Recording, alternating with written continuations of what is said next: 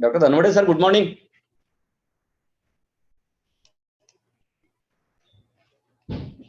Sir, good morning. Sir, good morning. Good morning, sir. Good morning. Good morning.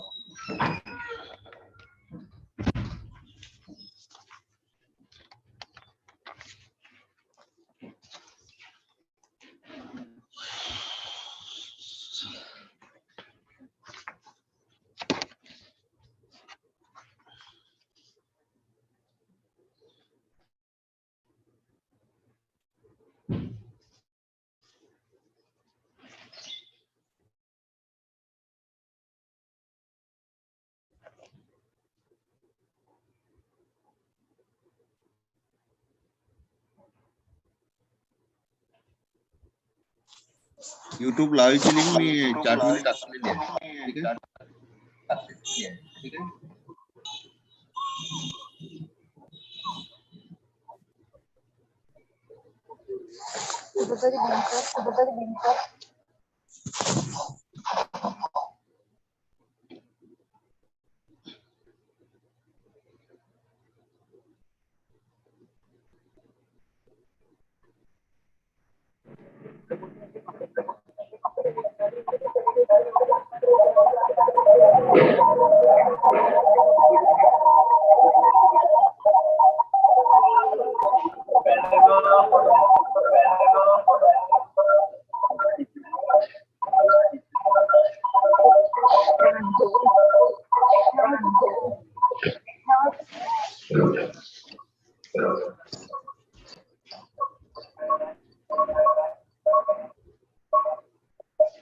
Baila.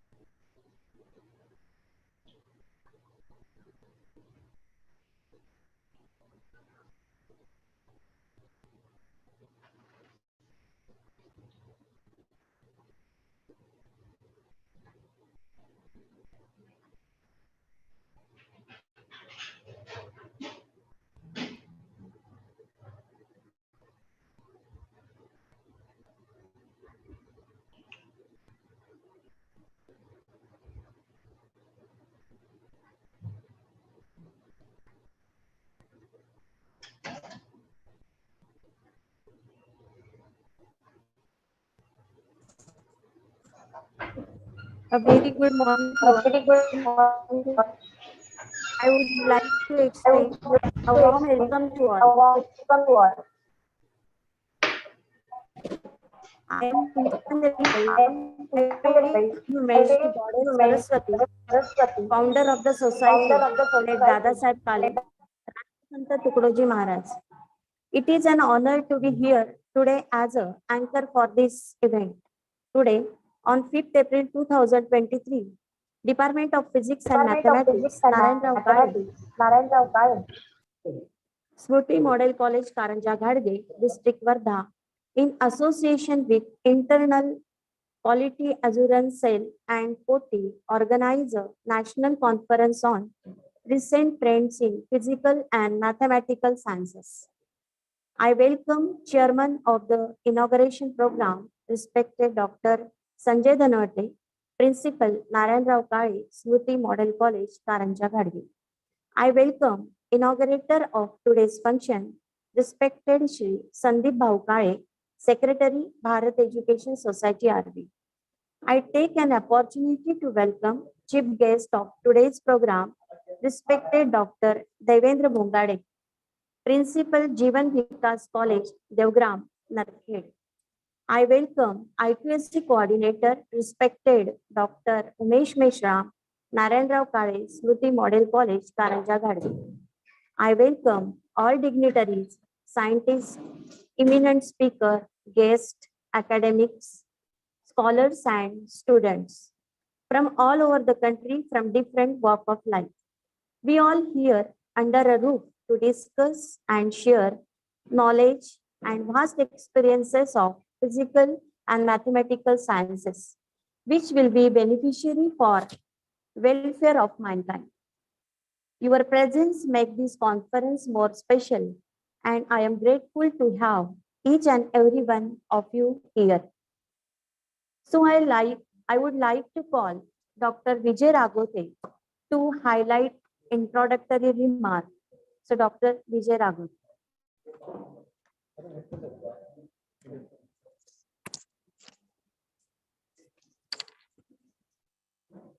Thank you, ma'am. Am I audible? A very good morning to one and all present here. Thank you for joining with us in a most awaited one-day national conference. It's my pleasure and proud to inform you that today we organize national conference on the recent trends in physical and mathematical sciences by Department of Physics and Mathematics in association with Internal Quality Assurance Cell IQAC, Narayan Rao Kale Smruti Model College, Karanja Ghadge, and the POTI, that is cluster of 13 institutions in Wardha. We proud to announce today that the all respected dignitaries present here, especially Advocate Shobhatai Kale ma'am, President Bharat Education Society RV, Honorable Inaugurator Shri Sandeep Bhau Kale sir, Secretary Bharat Education Society RV, Chairman and Convener of today's conference Dr. Sanjay Dhanwate sir, Principal of our college. Today's chief guest Dr. Devendra Vikas College, Devgram, Narkhed. Also, resource person for session 1, Dr. Devatkar sir, Principal Vidya Vikas College, Samudrapur, District Wardha. Resource person for technical session 2, Dr. Kalpana Pawar, Associate Professor, Lahoti Science College, Moshi, District.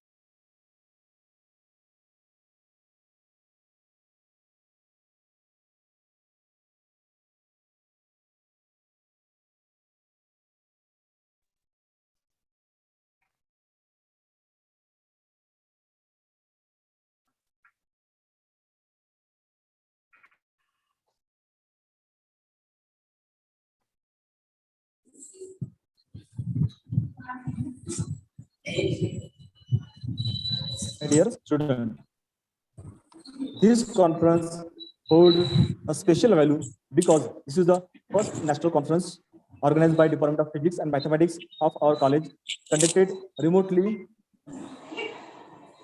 through the use of advanced technologies such as augmented reality. The theme of this conference is recent trends in physical and mathematical sciences. We have experts from across the field who will be with us for whole day, sharing their thoughts, knowledge, and opinion with the rest of us in online platform. The entire conference will be handled digitally, and we will be walking you through all the steps of that students need to follow to have a hassle-free and smooth event throughout the day. The main objective of this conference is to bring together leading scientists, academicians, scholars, and students who have engaged actively in various aspects of novel technologies under one umbrella to discuss and dissipate knowledge of recent trends in physical and mathematical sciences, which play a significant role in all aspects for human welfare. It's my privilege through the conference to introduce you to the speaker and delegates that have come from all over the states today to share their knowledge and enhance our mental horizon. Today's conference has a huge, more than 316 plus participant participating from more than 50 colleges across Maharashtra and other cities, especially from Mumbai, Pune, Mathura, Warangal, Nanded, Kolhapur, Jhansi, Gondia, Bhandara, Nagpur, and etc. Also from South Korea, and making this conference a truly national conference in a spirit. And such conference was the only way people could enhance their knowledge and share a difference of opinion on a common platform. Last but not the least, I would like to thank Chairman of Inauguration, Chief Guest, all the advisory committee, organizing committee, and technical advisor, treasurer, and all the delegates, participant, research scholar, and dear student. I would like to conclude my speech by encouraging the delegates to participate with an increasing number in all the activities and discussion through the digital platform. So I wish everyone a successful and safe, fruitful conference. Thank you. Thank you, madam.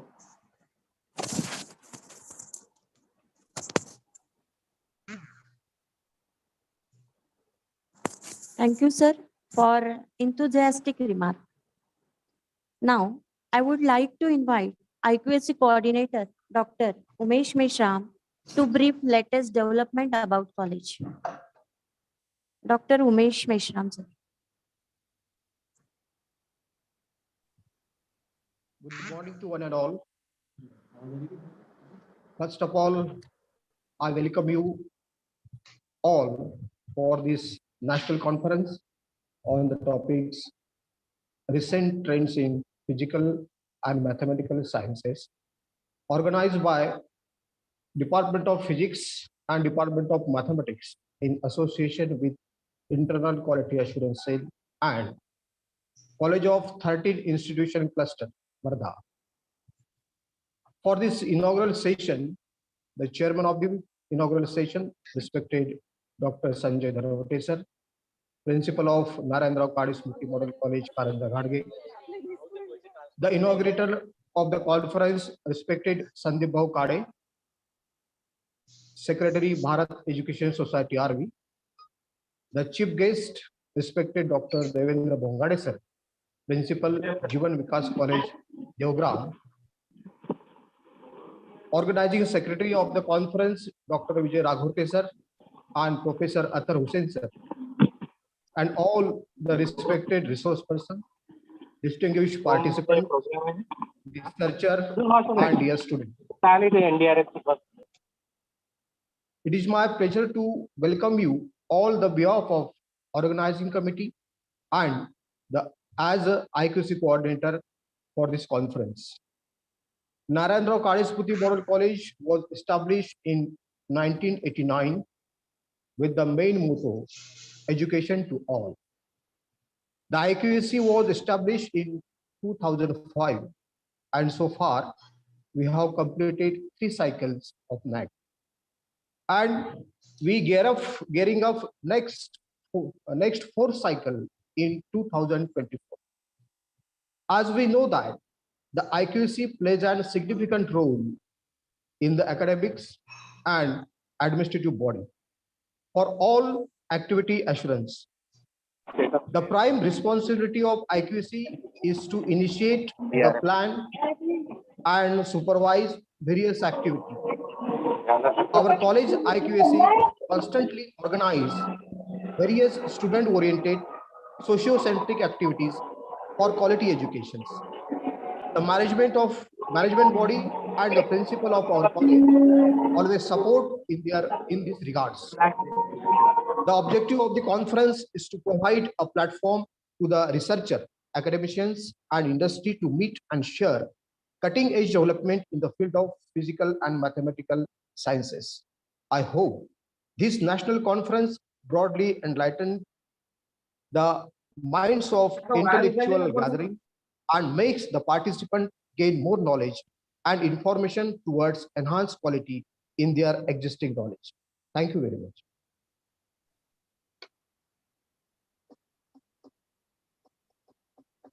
Thank you, ma'am. I request to respected Shri Sandeep Bhaukane to inaugurate today's national conference on recent trends on physical and mathematical sciences 2023 and express few words. Please, sir. Shri Sandeep Bhaukane.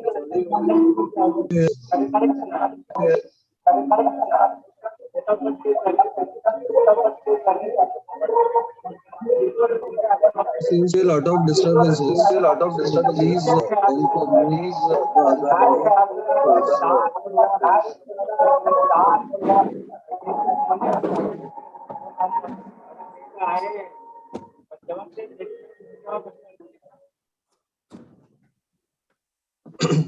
I welcome to all the dignitaries present here for national conference on recent trends in physical and mathematical sciences by Department of Physics and Mathematics in association with the Inter Quality Assurance Cell IQAC, Narendra Karesmi Karanja, and OTI, that is cluster of 13 institute in Varda. It is my pleasure to welcome to all the speakers of today's event, chief guest and organizing committee of this conference. I welcome to all the participants from all other states here to share their knowledge. The theme of the conference is very advantageous and useful for researchers, scholar, students, and people working in academic and research field. I think it will open new doors in the field of research. I hope the program will be a great success and you will all enjoy the program. So officially I inaugurate this conference and have a good time, and I hope all of you will learn something and will share something regarding the contemporary issues and regarding the topic. Thank you.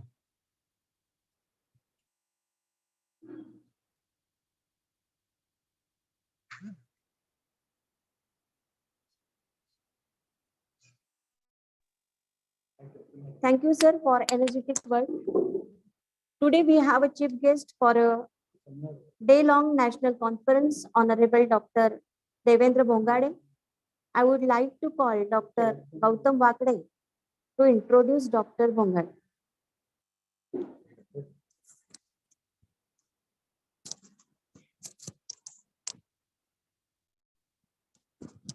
Thank you, ma'am. Thank you all. A very good morning to all the dignitaries, the teaching faculties, research scholars, and my dear friends.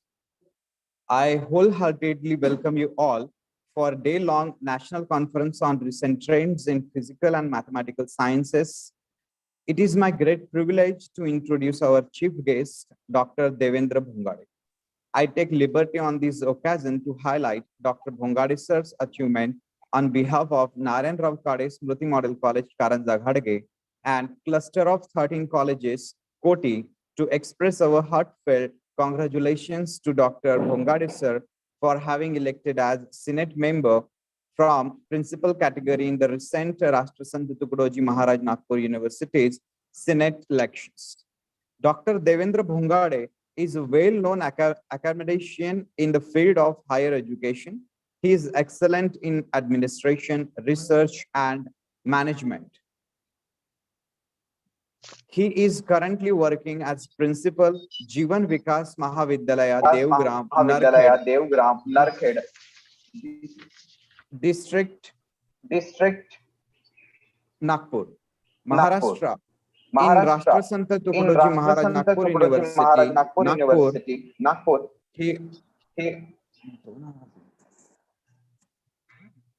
he also worked as member of NAC peer team. He has been actively associated with various NGOs and social bodies.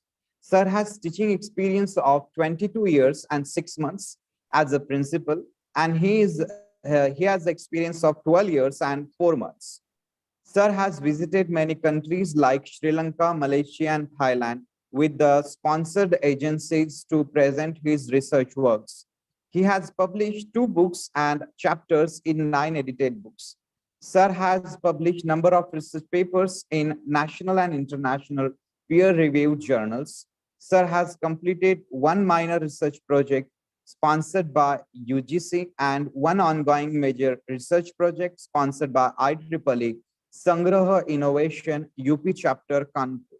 Sir has won a number of places in academic bodies like member of Senate, member of University Perspective Plan Committee, member of National Education Policy Implementation Committee.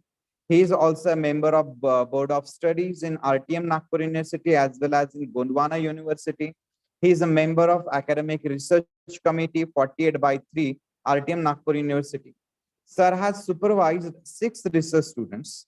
Sir also has many awards in his careers like Best College Award in NSS, Best Initiative in Pani Foundation, Best Educationalist as Award, Young Bharat Shiksha Ratna Award, Young Principal Award.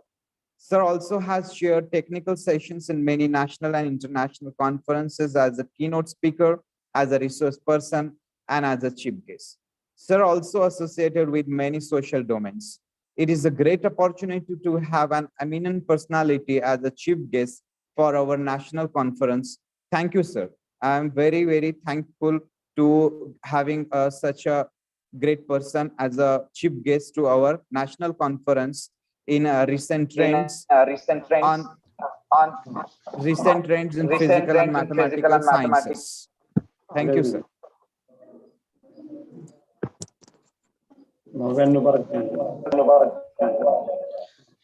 Thank you, sir, for introducing me. Thank you, sir. 1 minute, sir, please. Okay. We are very privileged that we have Dr. Devendra Bongare to grace our conference. I humbly request Honorable Dr. Devendra Bongare to guide us. Thank you, madam. Am I audible? Hello. Yes, sir. Yeah, thank you. A very good morning to all of you. Honorable Chairperson of today's inauguration function, Dr. Sanjay Dhanwade, sir, Principal of this college. Inaugurator of this program, Sri Sandeep Ji Kale, sir, Secretary of this Sanstha. Organizing Secretary, Dr. Ragorte, sir, Professor Arthur Hussain, sir, dear faculty members, students, researchers, and all the participants who are participating here in this national conference. I'm very happy to address today's national conference on which is on recent trends in physical and mathematical sciences, organized by the Department of Physics and the Department of Mathematics of Narayanrao Kale Model College, Karanja. At the outset, I heartily congratulate to the principal, convener, and the organizing secretary of the conference for conducting this national conference for the need of the time. And really, it's a very appreciable thing. This conference is under the 13 colleges, that is Kuti, cluster of 13 institutions. And under this umbrella, this conference will be really successful and it will be beneficial for all the students, researchers, and all the faculty members of throughout the Maharashtra. Friends, the flow of river cannot and should not stop in any situation. And this is the nature of any river. Same is the case with an educational institution. Considering the requirement and need of the students, these institutions should come ahead and to try minimize the obstacles in the way of progress of the education. And as you all of us knows, we saw COVID-19 situation. That time also, such type of conferences was going on that time. Friends, considering the requirement and need of the students, these institutions should come ahead and try to minimize the.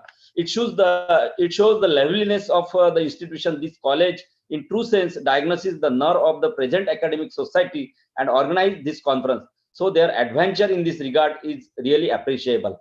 The topic of this conference is recent trends in physical and mathematical sciences. Dear friends, being the student of mathematics, I would like to share that as far the discovery in mathematics in India is concerned, given us the concept of zero, Indian mathematicians made important contribution to the study of trigonometry, algebra, arithmetic and negative numbers, linear programming, and other mathematical areas. Perhaps most significantly, the decimal system that we still employ worldwide today was first seen in India. And all of you know, it should come as no surprise that the first recorded use of the number zero, recently discovered to be made as early as the 3rd or 4th century, happened in India. Mathematics on the Indian subcontinent has a rich history going back over 3,000 years back, and thrived for centuries before similar advances were made in Europe also, with the influence meanwhile spreading to China and the Middle East.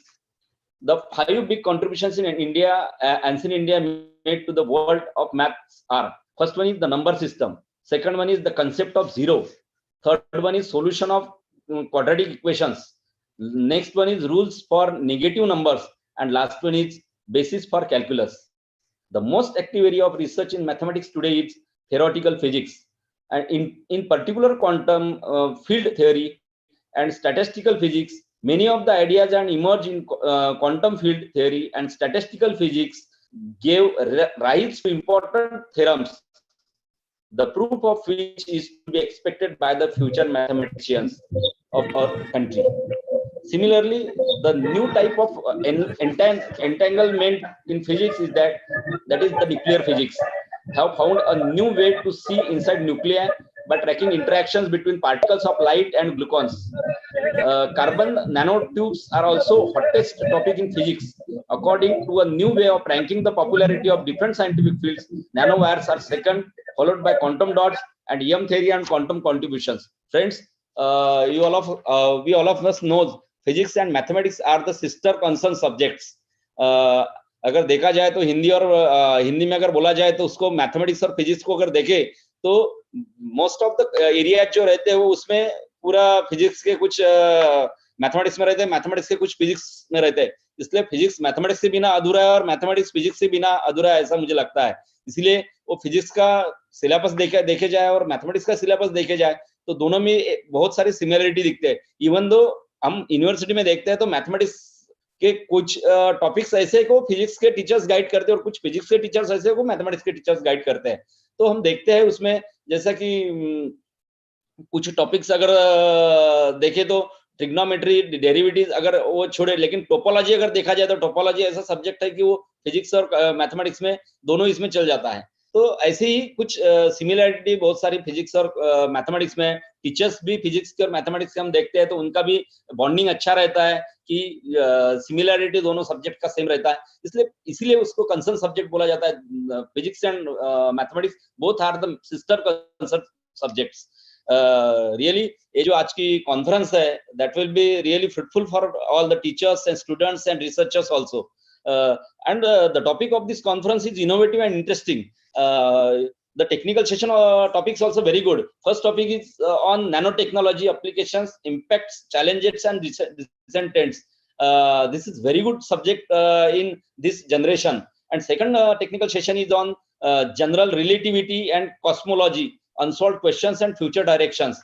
This subject is also very interesting and very beneficial for students. Both the topics are crucial considering the relevance of this topic to the students and teaching fraternity. I hope the organizing college has really shot the target at right place at the right moment.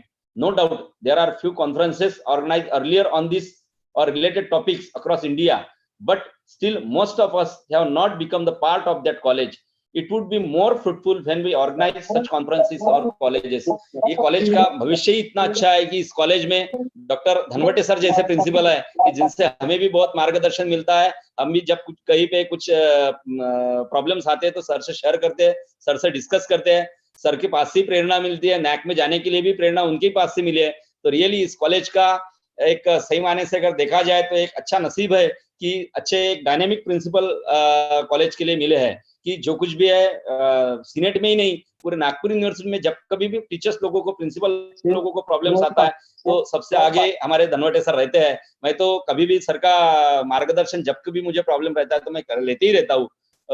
लेकिन ये college के लिए आगे लेके जाने के लिए जो कुछ भी एफर्ट्स देने पड़ते हैं वो एफर्ट्स सर सही मायने से लेते हैं. जब कभी किसी को अप्रिशिएट करना रहे, किसी को बताना रहे तो वो बिल्कुल सभी से उनके रिलेशंस अच्छे सभी से रिलेशंस अच्छे है. इसलिए उन्होंने थर्ड टाइम नागपुर यूनिवर्सिटी में सीनेट में भी अच्छा काम थर्ड टाइम भी चुन के आए हैं. रियली सर का मार्गदर्शन हमें रहता है और ऐसे कॉन्फ्रेंसेस अगर कॉलेज में होते हैं डिफरेंट सब्जेक्ट्स के तो उस सब्जेक्ट्स में से टीचर्स को भी एक मोटिवेशन मिलता है, स्टूडेंट को भी मिलता है, रिसर्चर्स को भी मिलता है.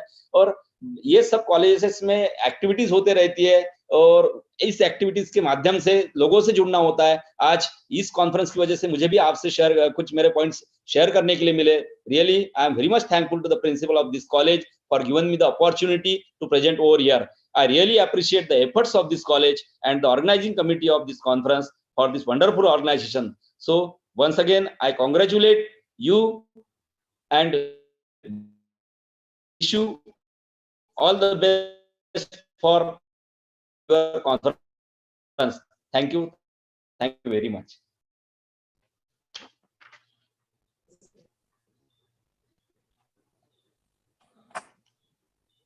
Hello.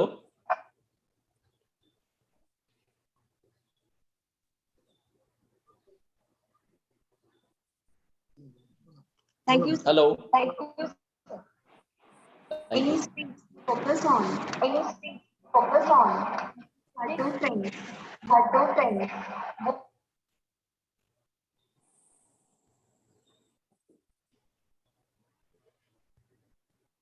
Speak.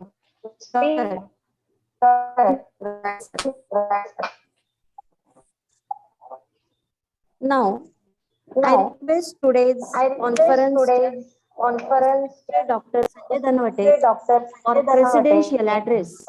for presidential address.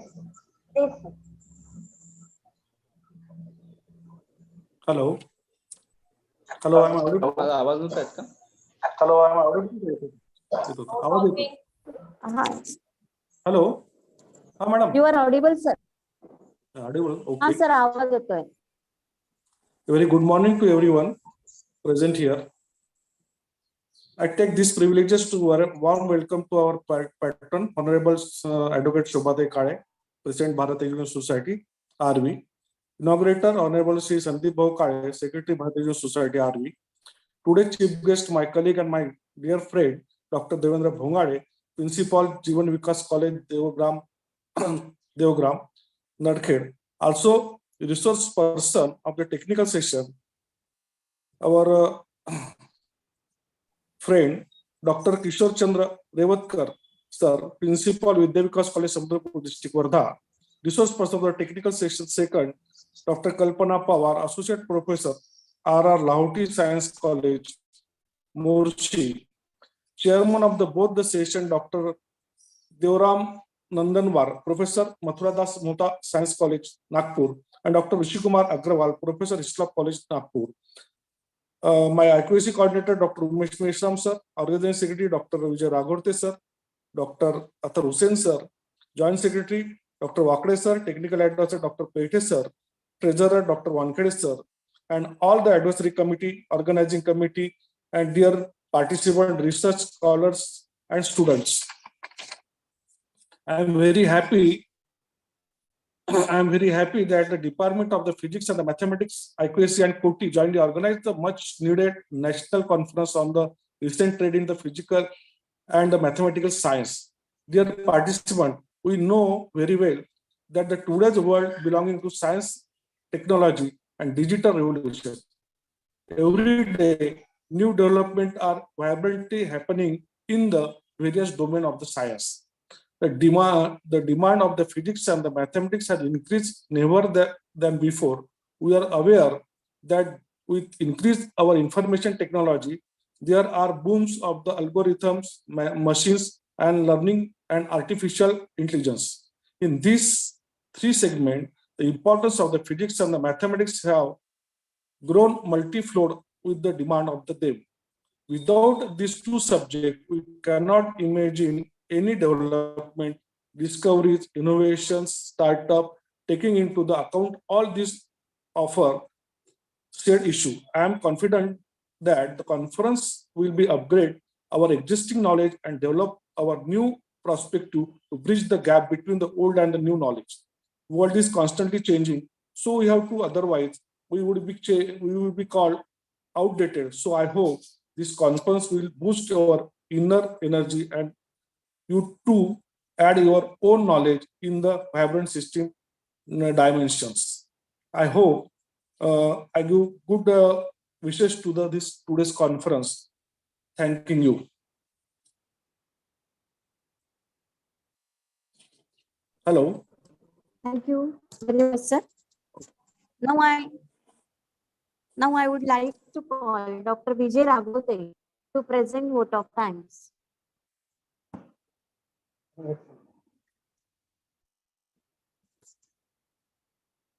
Thank you, ma'am.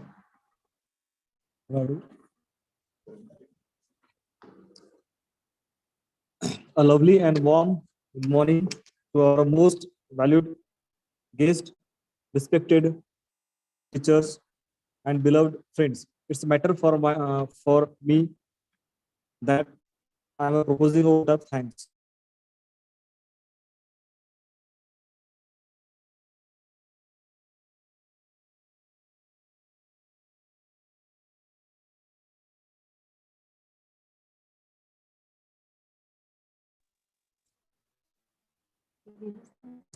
Good morning, our most valued guests, teachers, and beloved friends.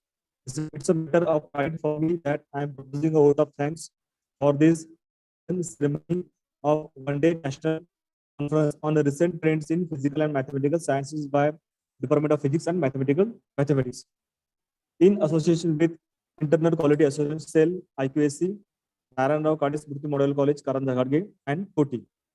I, on behalf of my colleagues and the entire community, first of all, spread my most sincere salutations to the late Shri Narayan Rao Kale sir. I want to thank the today's chairman,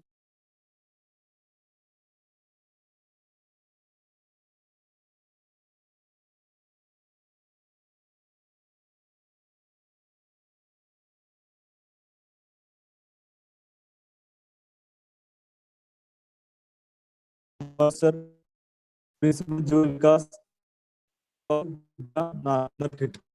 who gave vital time in their busy schedule to grace this national conference. Also, I would like to thank IQC coordinator Dr. Nisham sir for their presence and motivations. And I also would like to thank our anchor Dr. P. Bidoy ma'am. I also want to thank our organizing committee of this college for their efforts toward the conference with their appreciating ideas. I mention my sincere sense of gratitude to them. I would like to to place my hearty thanks to all the participants.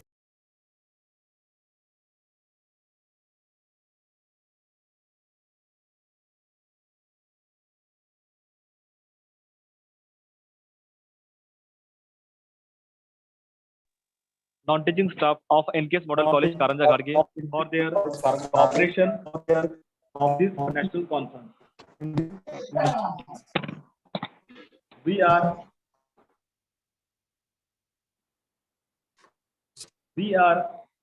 fortunate to thank the dedicated and motivated technical team of this conference. On behalf of my college and the entire management group, I am very hearty gratitude to all the speakers for their presence in today's conference. So I conclude and thank you, Excellencies, for your patience and attention. Thank you so much.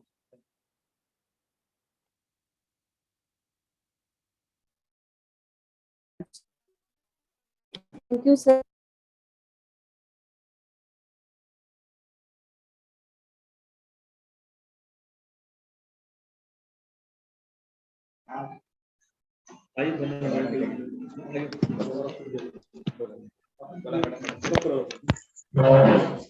We- Without taking much more time, we will move towards technical session 1. I welcome Chairman of Technical Session 1, Honorable Dr. Devram Nandanwar, Professor Shri Mathura Das Mohta College of Science, Nagpur. I welcome Resource Person, Technical Session 1, respected Dr. Kishore Chandra Revatkar, Principal Vidya Vikas College, Samudrapur, District Wardha. I also welcome to all dignitaries and participants. Now I would like to call Dr. Gautam Vakre,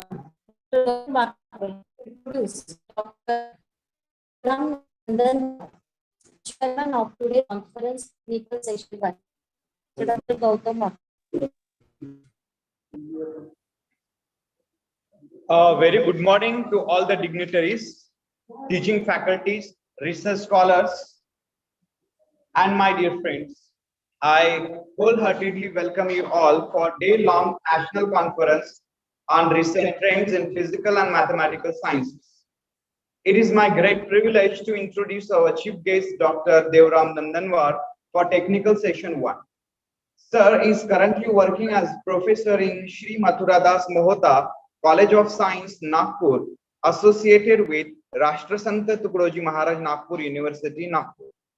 Sir has a teaching experience of 29 years at UG level and 9 years at PG level.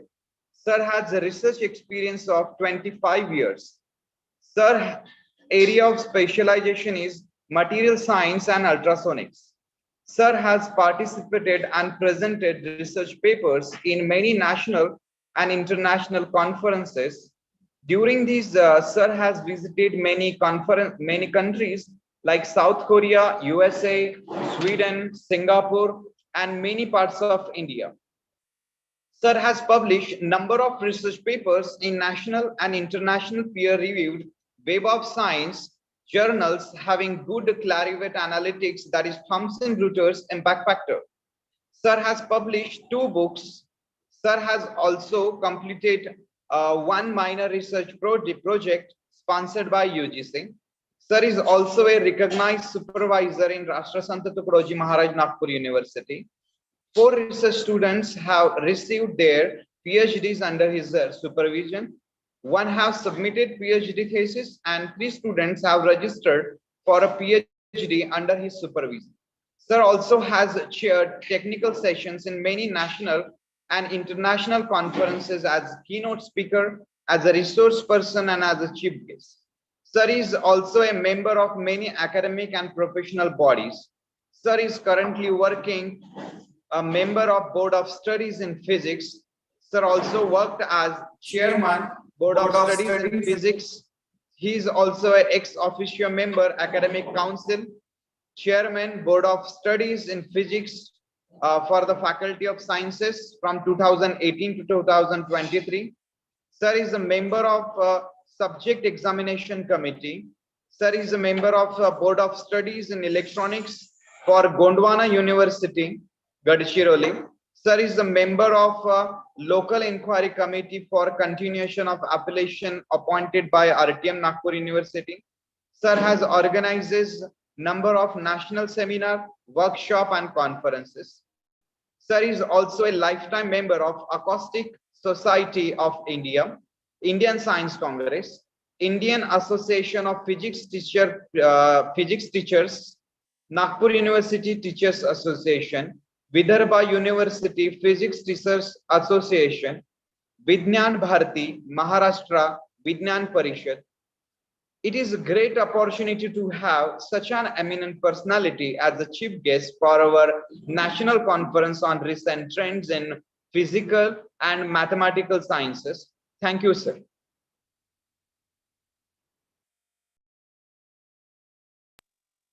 Thank you, sir.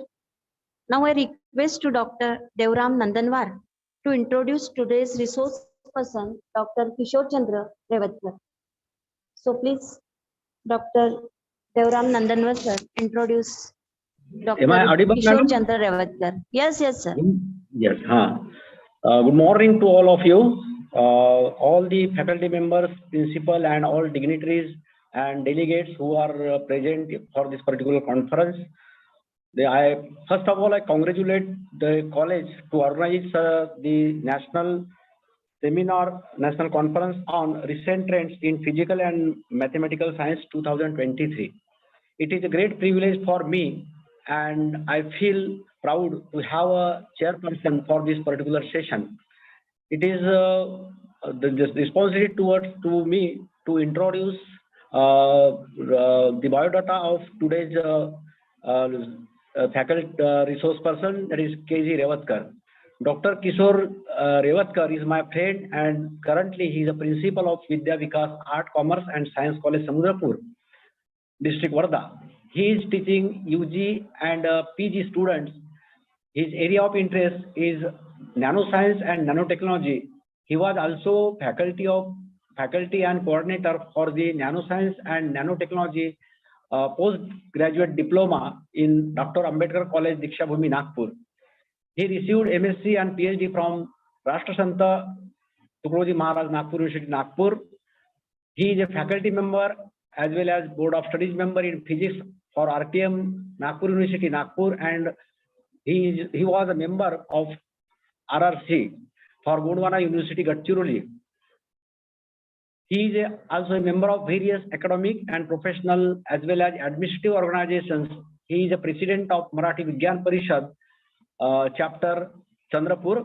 He is also shouldering many responsibilities of various social organizations in different capabilities. Dr. Kishore Revatkar has authored 6 books for UG students of physics for RTM Nagpur University, Nagpur, and published some chapters in internationally reputed books. He is also a research guide, and there are 160 research papers in his credit. These research papers are of international repute journals. He is a research, his activities. Sir, am I audible, sir? Madam, am I audible? Yes. Yes, yes. Yes. Okay. So Dr. Kishore Revatkar has published more than 300 papers and 35 research students in his credit. He, under his able guidance, now currently 10 more students are pursuing PhD degree at RTM Nagpur City, Nagpur. He received Best Teacher Award in the year 2020 by RTM Nagpur City, Nagpur. Dr. Kishore has completed 4 major research projects and some minor research projects sponsored by various organizations such as UGC as well as DST. 2 Indian patents also awarded to the Dr. Kishore, and he has successfully organized many national and international conferences and seminars in India as well as outside of India.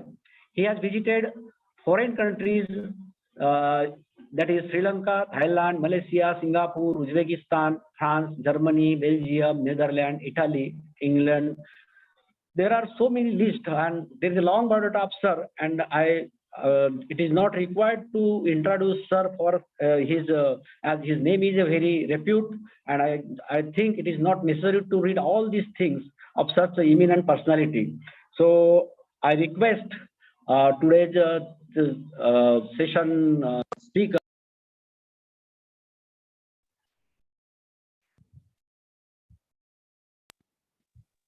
Okay, thank you.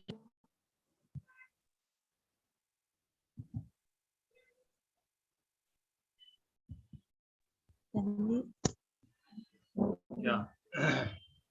Thank you very much, Dr. Devaram Nandanwar, for such a illustrious introduction of mine. I don't think whether I am of the caliber. At the outset, I thank you, Dr. Sanjay Dhanwate sir, for his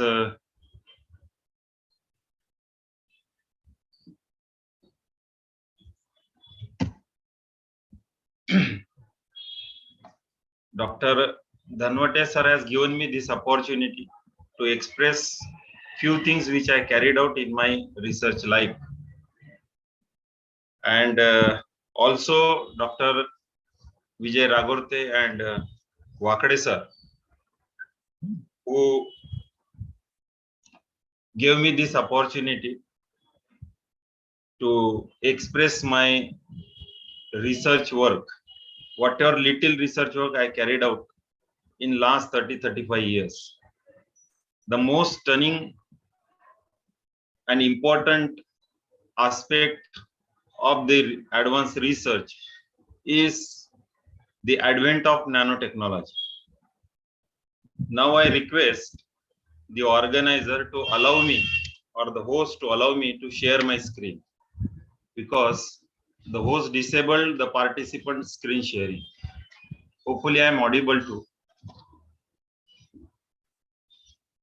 Can you hear me? Vijay?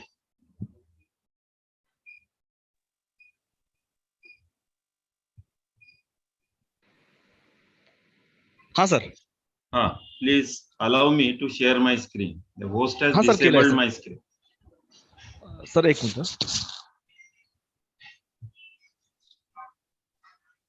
Sir केलाय. Sir तुम्ही screen share करू शकता. Okay. Share स्क्रीनचं button आलं असेल तिथे. Yeah. Yes, I'm sir. doing.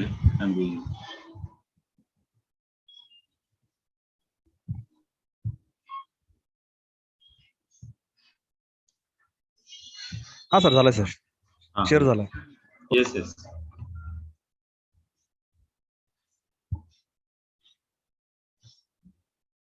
So I'll be speaking on nanotechnology, application, impact, and challenges, and what are the trends of nanotechnology that will be there.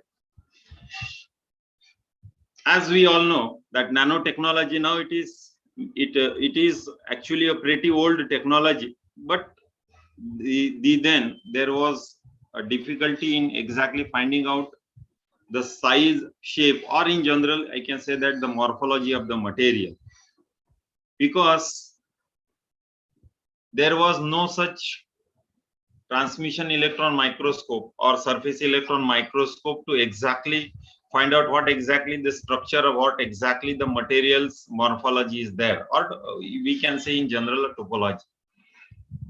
So because of the discovery of the surface electron microscope and transmission electron microscope, even we can go one step ahead, that is atomic force microscopy, which exactly give you the structure of a material at a micro level, or rather we can say that at a nano level. Now I presume few things before I actually go with my presentation, that I suppose that almost all participants who are from various places in Vidarbha and out of the Vidarbha knows the basics of nanoscience or a nanotechnology. As we all know that it's a matter of a meter, that is 10 to the power 9 meter, which we call it as a nanometer. And because the nanoscience, which is the study, and nanotechnology, which is the exploration or exploitation of a material and the strange properties of the material, which is rather smaller than 100 nanometers, is to create the useful applications or useful objects. Nanotechnology is also called as an engineering at a molecular engineering, that we can call it as a nanotechnology. It is a multidisciplinary area of the applied science and engineering. And also we can do such an engineering wherein we can focus on the design, synthesis, characterization, and the various applications of the material.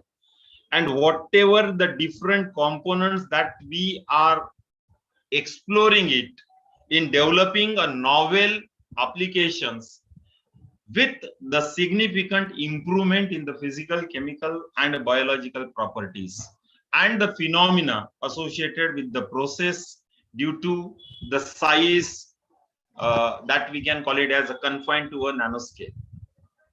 Now the nanomaterial have the structural features in between those of an atom and bulk material, we can say that. As we all know, I hope that the audience are from the mix, so that is why I am not confining to the physics property or to the engineering property. I am talking today on a general.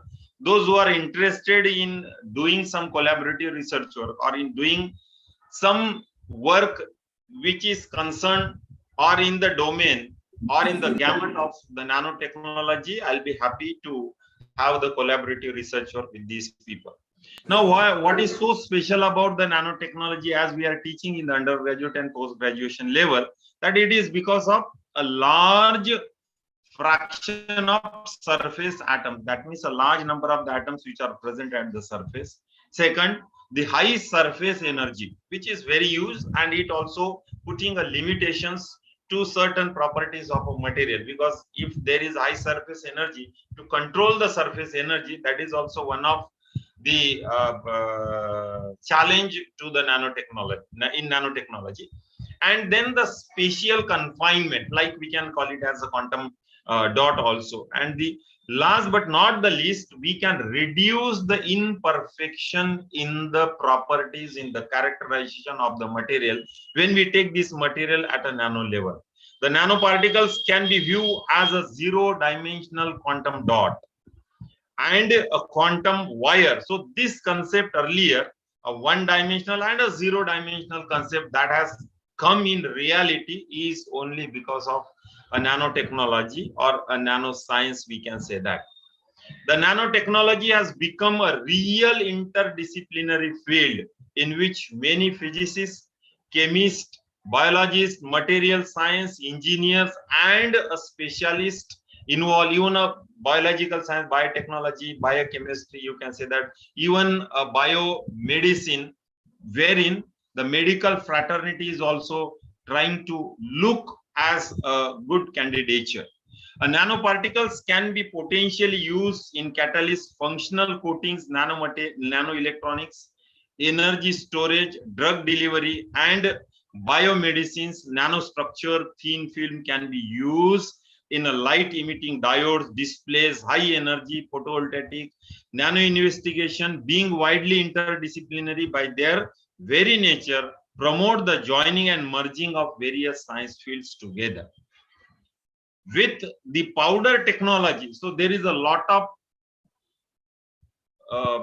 exploration, or rather we can say that exploitation in the powder technology also, because nowadays we can find out a different color on the cars, that is a metallic color that we can call it as, and it is helping to reduce the inner temperature of the car when it is being kept out of in the open area, open space.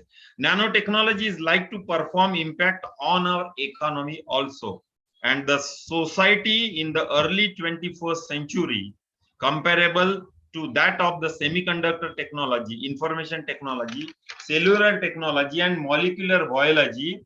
It is widely felt that nanotechnology will be the next industrial revolution, and it has already started showing its result in various ways. Now let me start with the applications, whatever the applications, why this nanotechnology is so important for us. Why? Because as you can see from the image, that it has almost covered all the areas of the science and technology, wherein we can have a different kind of the materials, the same material which is been considered at a nano level, and its properties that has been changed, its chemical properties, physical properties, optical property, it is having a different kind of the behavior at a nano level. Then we can have a different kind of the sensors.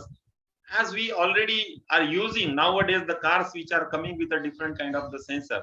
And now very soon we can have a car which can drive itself on its auto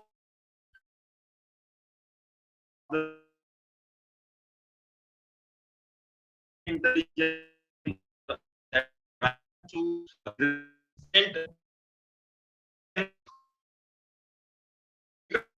also use the car. So these are some of the discussing the areas wherein the nanotechnology has already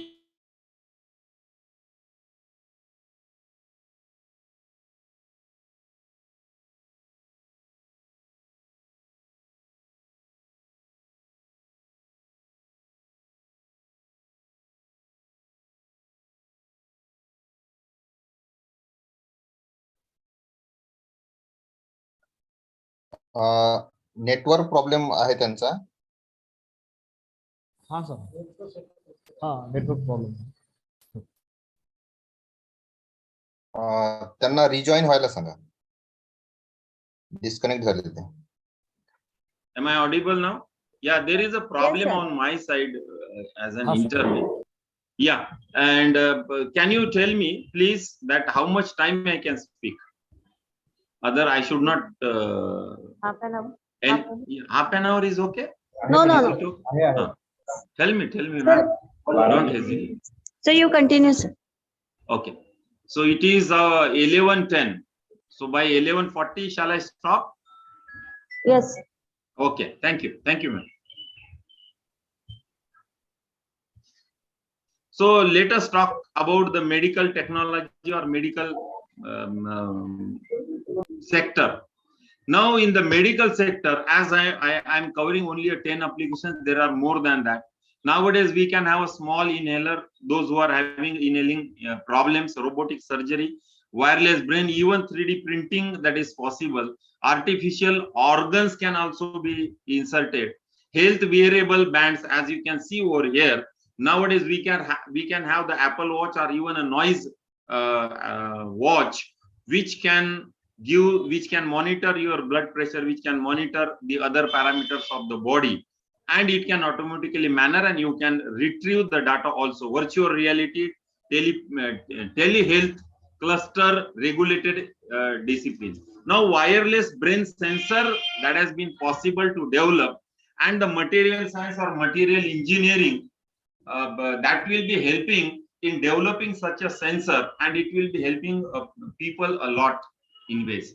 Now as I talk about the 3D printing, the 3D printers are very quickly become one of the hottest.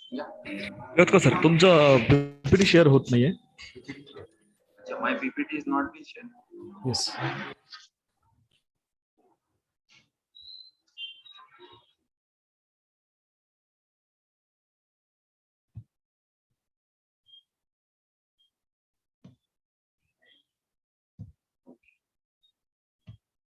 Now is it okay? The Yes, sir. PPT, can you see PPT? Yes, sir. Yes, sir. Okay.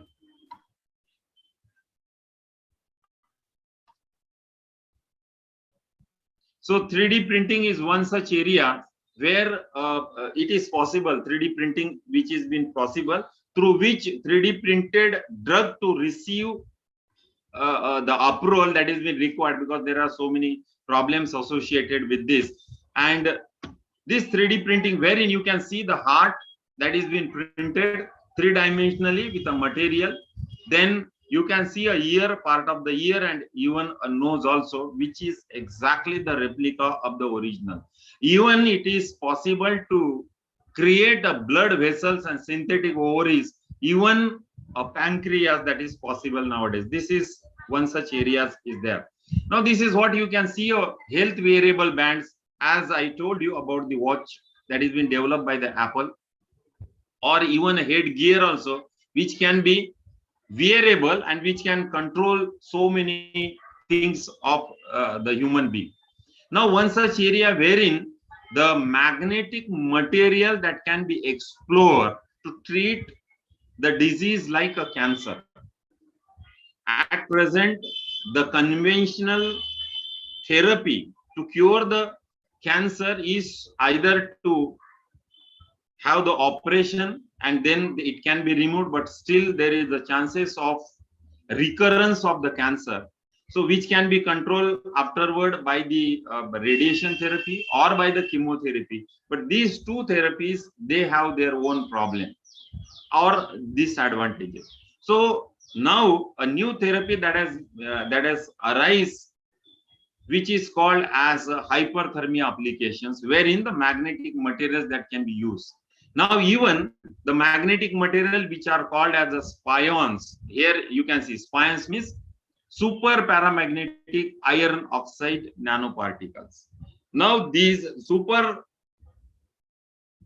paramagnetic iron oxide nanoparticle can help in removing the disadvantages which has been associated with the radiation therapy or with the chemotherapy. Now what it has been done, it can be directly delivered to the infected part of the body wherein the cancer that has been grown, and then it will be monitored or it will be controlled from outside with the help of the AC and DC magnetic field. And there are two famous concept which is called as a Brownian motion, and the another one is called as a Neal motion, which is associated with the magnetic nano or atomic nanoparticle, so which can generate the heat and they can kill. So there is a speciality of a cancer cell that they are very sensitive to the temperature in the sense that up to 46 degrees Celsius they can withstand to the temperature, but beyond 46 degrees Celsius temperature up to 52 they can burnt up. But the normal cell has a capacity to withstand to the temperature of up to 52 degrees Celsius. So this 5 degrees Celsius window from 46 degree to you can say that 51-52 degrees Celsius, within this window we can design, we can develop such a material which is called as a spion. And there are so many materials that will be already coming in the market which can be inserted through your blood cell or through your the blood vessels, and it will be delivered to the part. Likewise, the medicine that can be delivered through a biomedical nanotechnology, nanobiotechnology, and a nanomedicine that are already been used in a different kind of the modes also, in a hybrid way also, that is physically and through the body also, that is possible. So nanomaterial can be useful for both vivo and in vivo. Vitro, you can say that in vivo and in vitro through this. Now even a nanotechnology diagnosis, this is a utility model wherein we can inject the material inside the body, then which can be targeted, a local tumor can be targeted. Then this external activation of the magnetic field, as I told you, that AC magnetic field that can be applied on the body. And then once it is been delivered, the heat dissipation, that means with the help of the AC magnetic field, the heat will be generated. Then the material, sometimes when it is been delivered to the body, that will open the pores, and sometimes the drug that can also be delivered, and then that material which is inserted inside the body, that can also be taken care of, and it will be taken off of the body through the excretory system of the body. This is how, as you can see over here also, that we can also have a different size of the nano robotics, through which this is what you can say that it is a vessel in which these are the red blood cells and the other molecules are there, so which can be delivered directly through this. Now there is an insulin delivering system in a type A diabetic person. It is very difficult to control the insulin because of the body's insulin resistance. Then this kind of the system wherein it can monitor your insulin, and then as per the requirement of the body, it can be delivered to the body. It is also possible.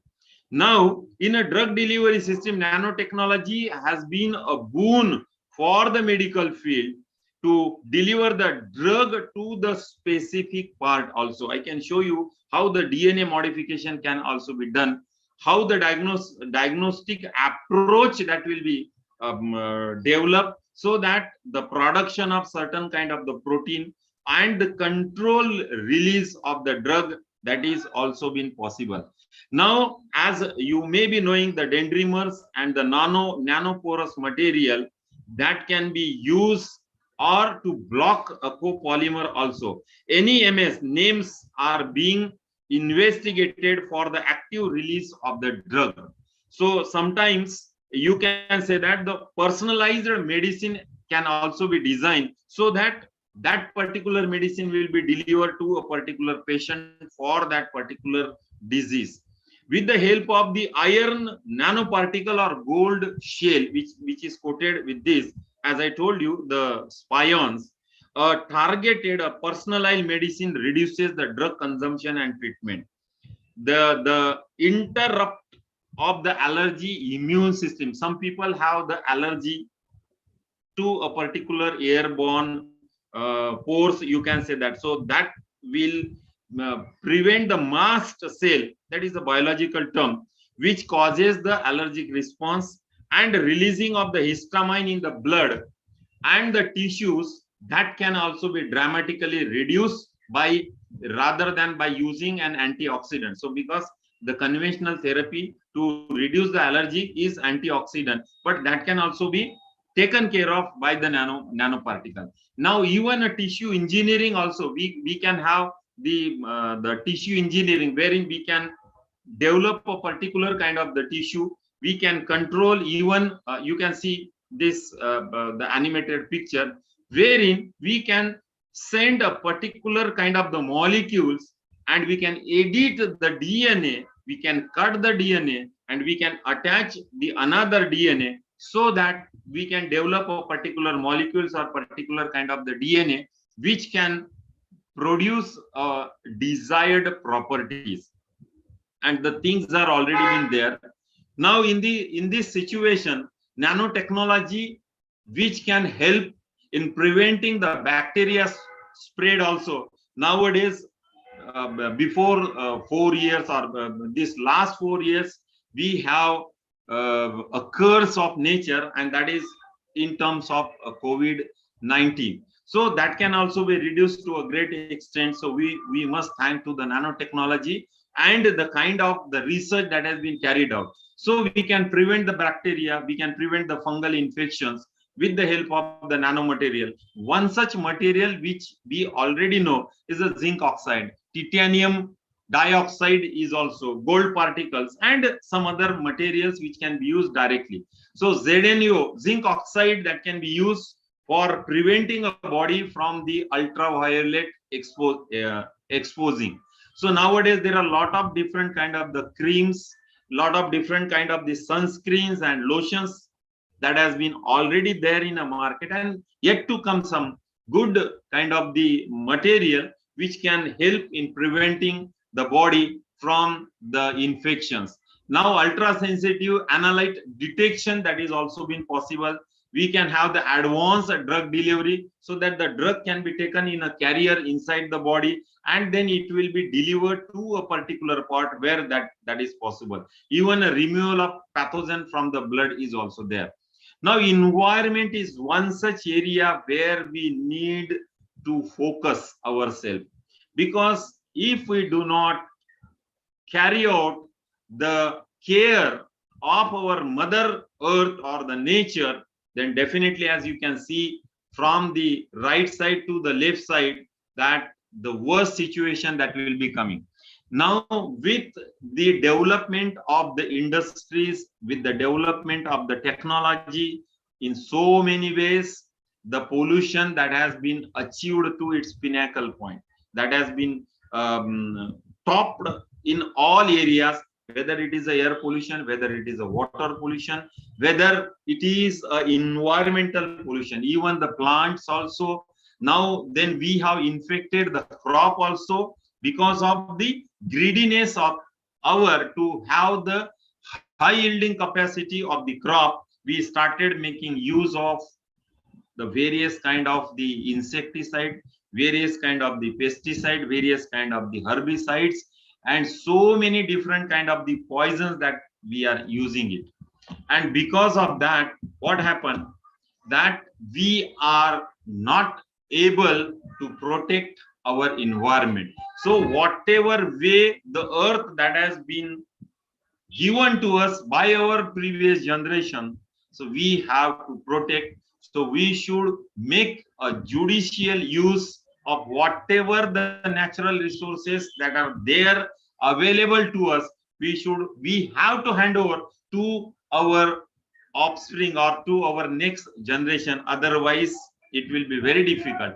Now getting a clean drinking water, that is also one of the important area, that if people are not getting a clean and a pure drinking water, then definitely we are going to hamper on the health of the human being.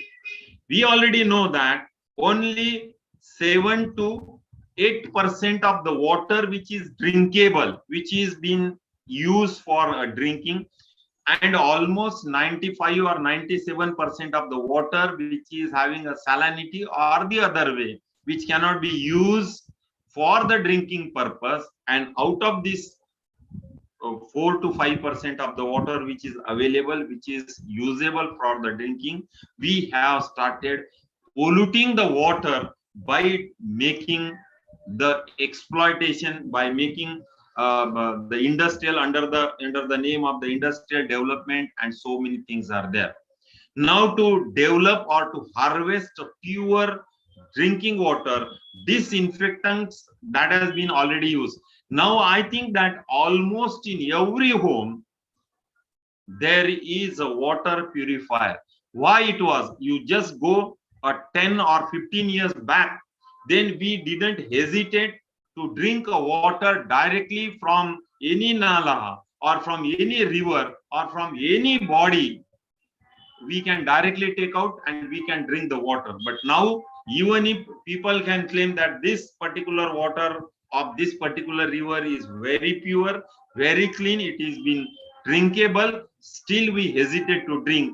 And then with the development of technology, now everybody is making use of drinking water which is been packed drinking water, a bottle. We in general call it as a Bisleri, but that Bisleri is a brand where that Bisleri company is providing the water. And the water which was free to everyone else, now we are purchasing the water 20 rupees, 30 rupees, 40 rupees, and even a more costlier waters are there.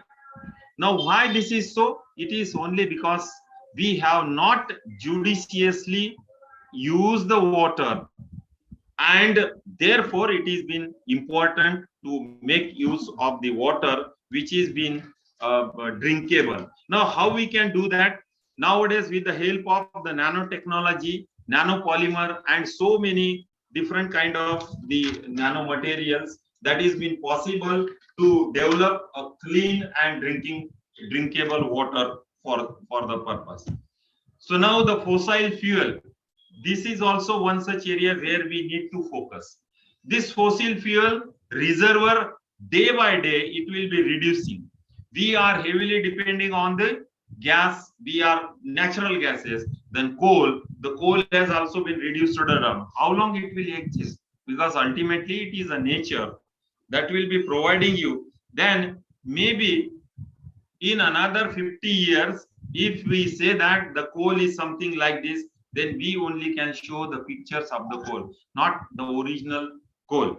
So therefore, we have to find out the alternative ways, the alternative for this coal or the natural fuel, and the batteries is one such area. But then again, it is having its own limitations. But with the help of that nanotechnology, we can develop such a battery, which is a lithium-ion battery. Nowadays, every electronic gadget that we'll be using, we are using a lithium-ion battery in a mobile phone also, and so many other ways in your computers and in so many ways. But with the nanotechnology, we can develop such a batteries or the storage devices, energy devices, which can store the energy, which can have the easy conversion and the manufacturing, which reduces the material process and the rate also, because we want the cheaper rate, cheaper technology. So currently, the technology that we are using, if you consider the example of the light, where through which we can have the light. So earlier, the incandescent bulb we use, then we use the CFL bulb, but the energy consumption was very high, and hardly 5% of the electrical energy which is being utilized in producing the current or in producing the light, that has been increased to a great extent of, you can say that 30 to 40%. So with the discovery of the LED bulbs, light emitting diode, the energy problem we have resolved. Now the same way we can make use of the solar cell technology. Now the fastest way of nowadays in solar also, organic solar cells are being developed so that we can convert the sunlight into electrical power directly and flexible. We need not have to have the rooftop solar panels so that it can cover a large area. So even a small solar panel, as you can see in this figure, and it is a foldable also, flexible also, wherein you can put that on your car also. Here these pictures. Nowadays the car will come wherein the upper covering of the car is something like this, which is a solar cell or solar paint, which can convert the energy, and then that energy can be utilized for the specific purpose. Now in India, mostly in Vidarbha, we can say that where we all are sitting together and attending this conference, wherein almost 7 to 9 months the sun radiations we can receive. So we can convert these sun radiations into an electrical energy, and nowadays that facility will be there. Even the government is giving some subsidy to have the solar, so that we can reduce the energy. Even some of the energies or electrical units that can be sold to back to the energy, the electrical supplier, that is MACB, we can call it as. Okay, so that is possible. Then with the help of the nanotechnology, we can have a wonderful memory storage devices. Earlier the storage device, as you can take a name of the pen drive. Now we can have a pen drive which is having a capacity to store 64 GB, or even a hard disk which is having 1 terabyte, 2 terabyte storage device capacity, and that is all possible because of the technology. And that technology, which is called as a GMR, giant magnetoresistance, and CMR technology, wherein most of the material that can be used or explored is a cobalt, copper, and nickel also sometime, and sometime a cadmium.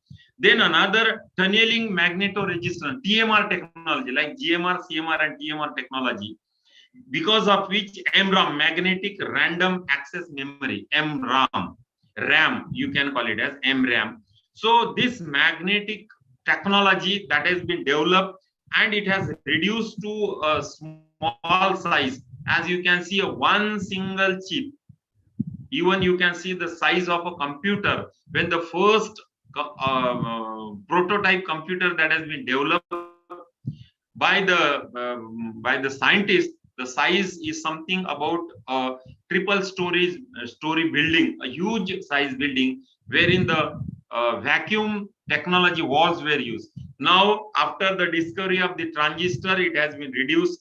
So we can have a palm top and tabletop. Now, all the computer can be made available in the form of the mobile phone. So such a small size mobile phone computer that is possible, which can do so many applications at the same time.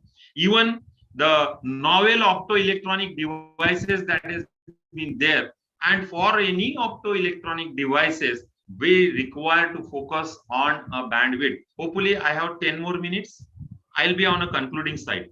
So, novel optoelectronic devices wherein we require the bandwidth and a high storage capacity. So, photonic crystals, quantum dots, that can make you possible to develop this kind of the technology, wherein in a small single paper size, A4 size paper, and hardly a thickness of 1 mm.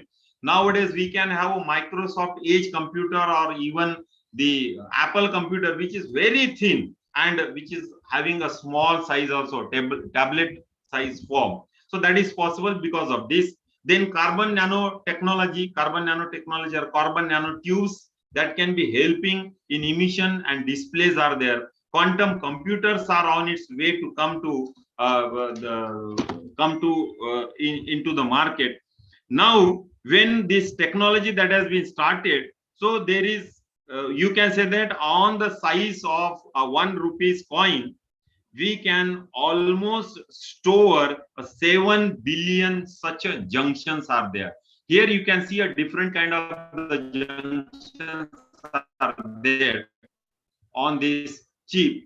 So on the small size 1 rupees coin, we can have a 7 billion such a junctions that we can place over there. So this is also another technology where we are replacing the dry cells, and different kind of the cells are coming over there, and that is all possible because of the development of nanotechnology. Nanostructured solar cells are being available, as you can see over here.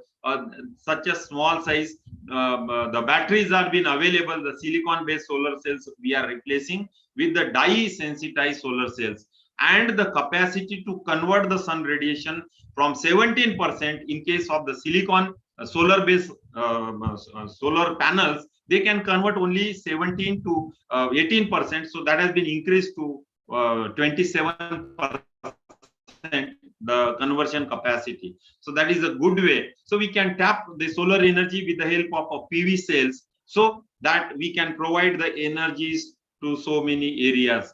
Now this is a fuel cell with a QSI nano catalyst, which can use methanol and the water which can be entered, and then methanol react with the anode catalyst. So this is all the complicated kind of the interaction that will be taking place. But ultimately, what we are focusing is on the ultimate, the final product, and that will be helping. Now, one such area where that is very important nowadays, everybody want to travel and reduce its time of traveling. That everybody wants. Even if you want to go to Bombay, earlier we used to go by a train, but nobody prefers these trains. Why? Because the saving of the time that is possible. But in order to increase the capacity of the Airbus, the lot of things that has been used in air technology, aerospace, that should be a lighter, stronger material, and will be immune use to aircraft manufacturers also. The carbon nanotubes for improved mechanical, electrical, and thermal properties, which can also use for the insuling also. Nano fillers are there, piezo paints are there, microparticle reinforce are there. And as you can see, the earlier aircraft and the modern aircraft, then it has been changed a lot. The capacity that has been increased.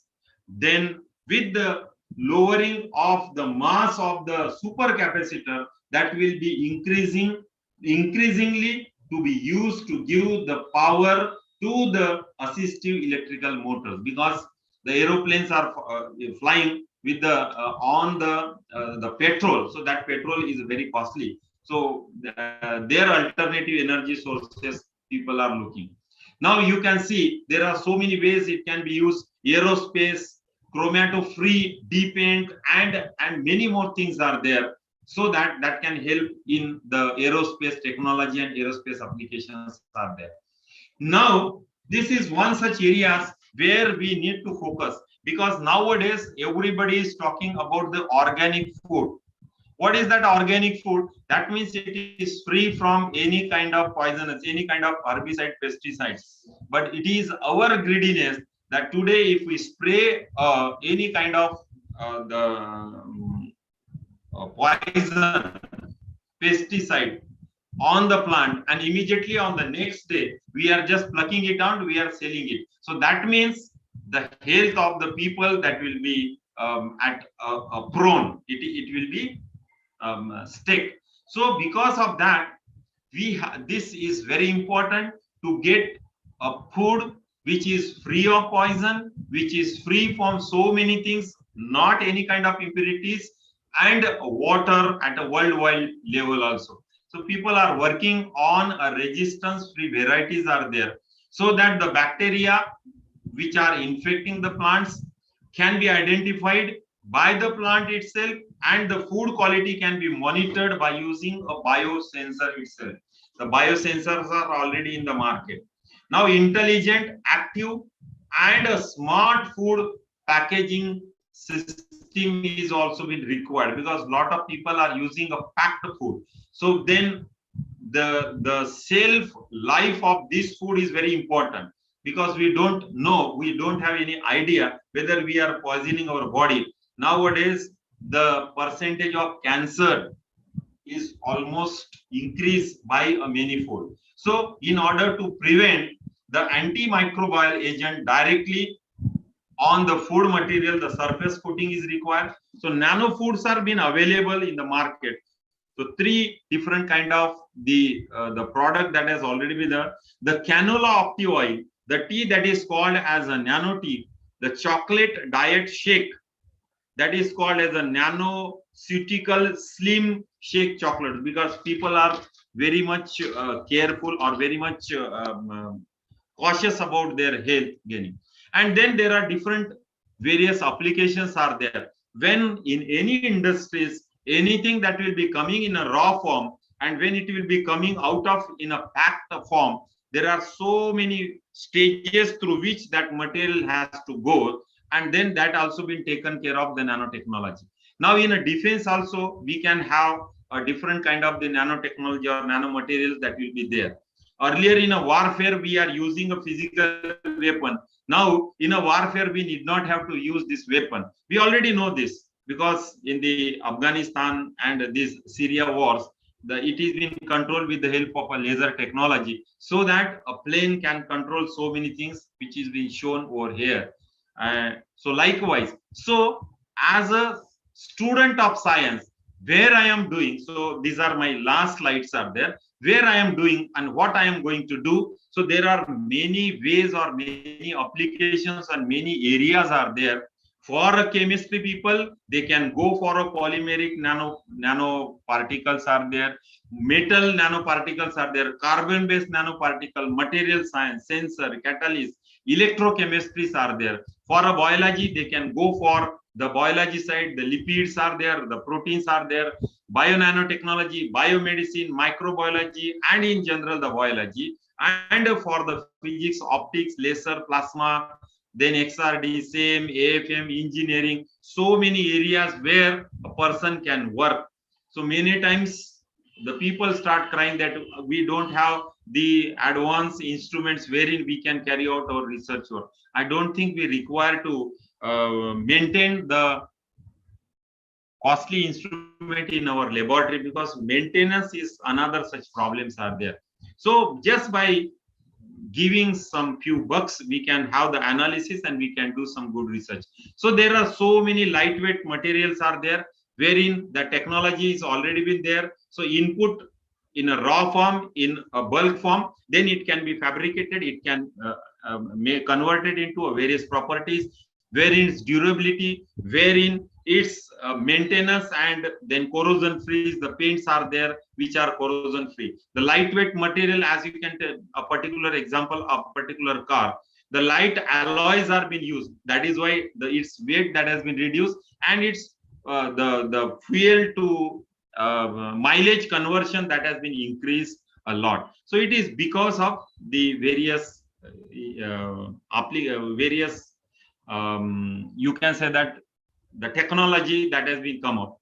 Nowadays, the people are talking about a smart home which can be controlled through a mobile phone from a distance place. If a person is working some 100 kilometers away, so he or she can control the lighting, he and she can control the fridge, the refrigerator, the washing machine, then telephone, the television, this and that, whatnot.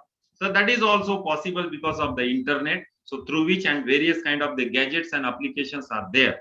So there are so many things which I want to carry out but because of the time constraint, I have restricted myself to the limited applications of the nanotechnology, and hopefully I have not covered almost all areas of nanotechnology and very general introduction to the various applications that I had given here.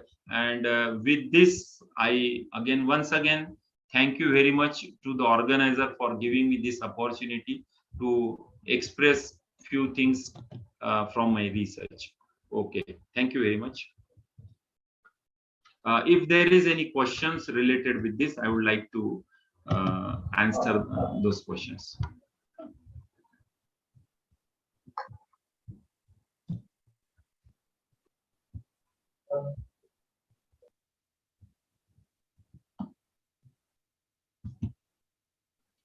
Yeah, sir. Any question? If I'll be happy to answer question.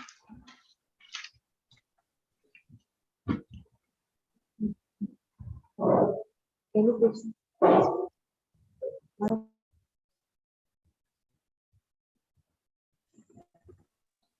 Any question from participant side? Hello. Yeah. Hello. Yes. Yes, I would like to know from the resource person of the points. Well, the information which is presented this person is good and informative. As far as concerned with my points, I would like to know from the resource person what mechanism or protocol which are used or utilized for the nanoparticles in the drug delivery system at targeted site in the human body.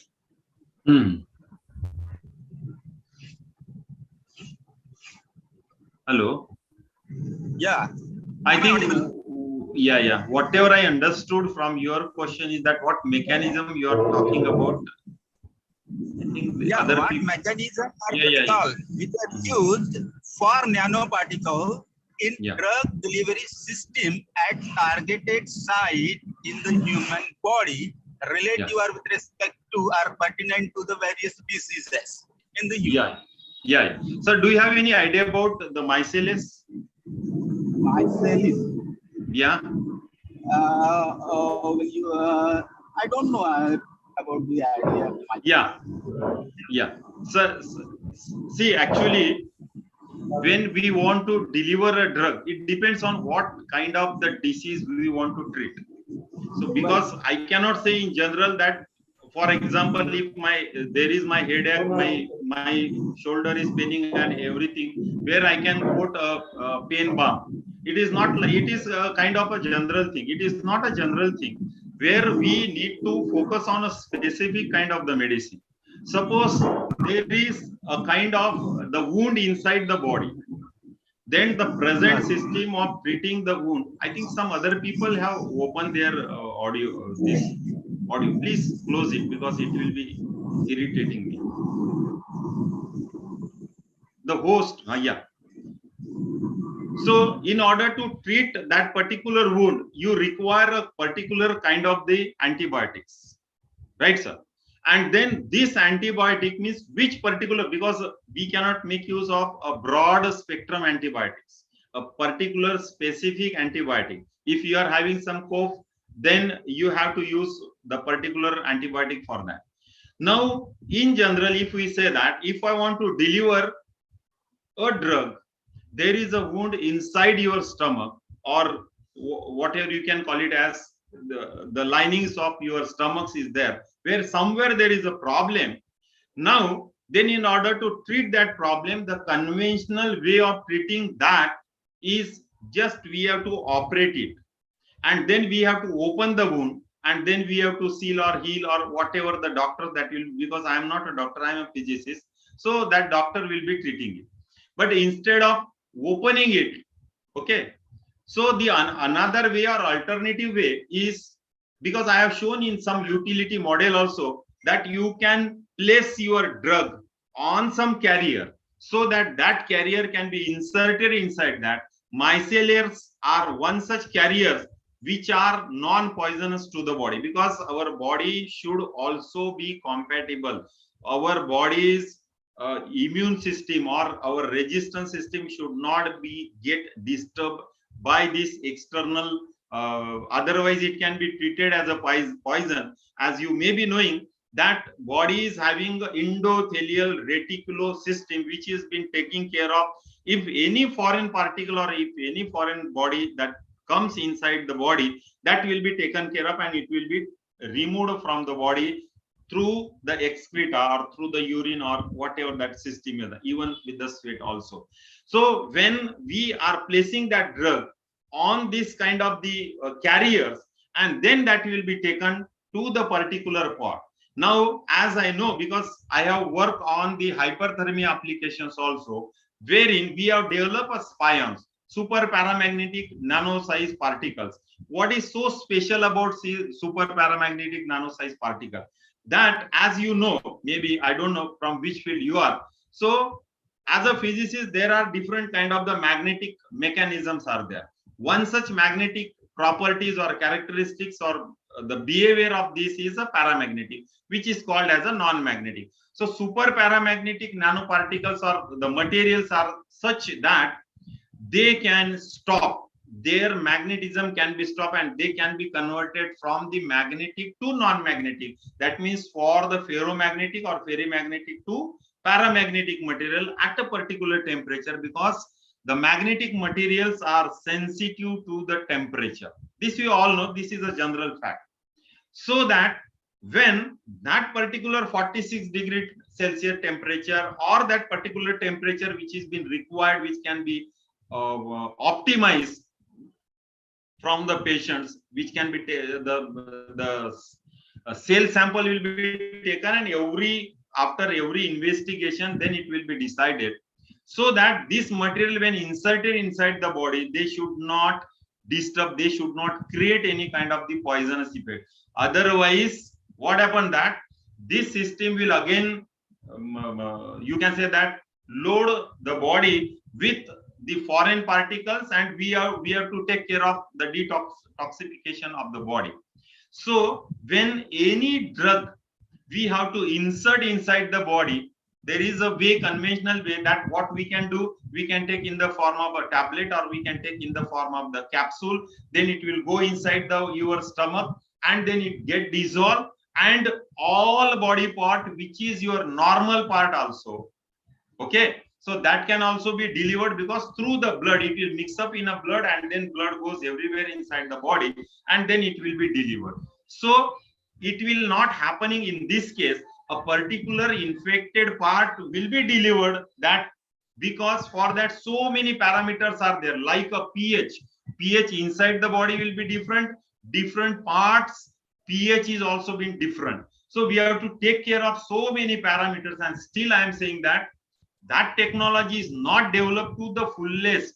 Still so many things are going on, still so many research work, careful, cautious been required. But in general, I can tell you that when you want to send the medicine inside the body, we have to take some carrier, and then that carrier will be taking that medicine to that particular part, and when it reaches over there, the pH of the carrier or that in capsule wherein the medicine that has been stored is such that at that pH level of that body part, it break down, that dissolve the upper cover, and then the medicine molecules that will be dispersed there, and then it will get absorbed by the body. This is what the mechanism at present, but still we require some more research. Thank you.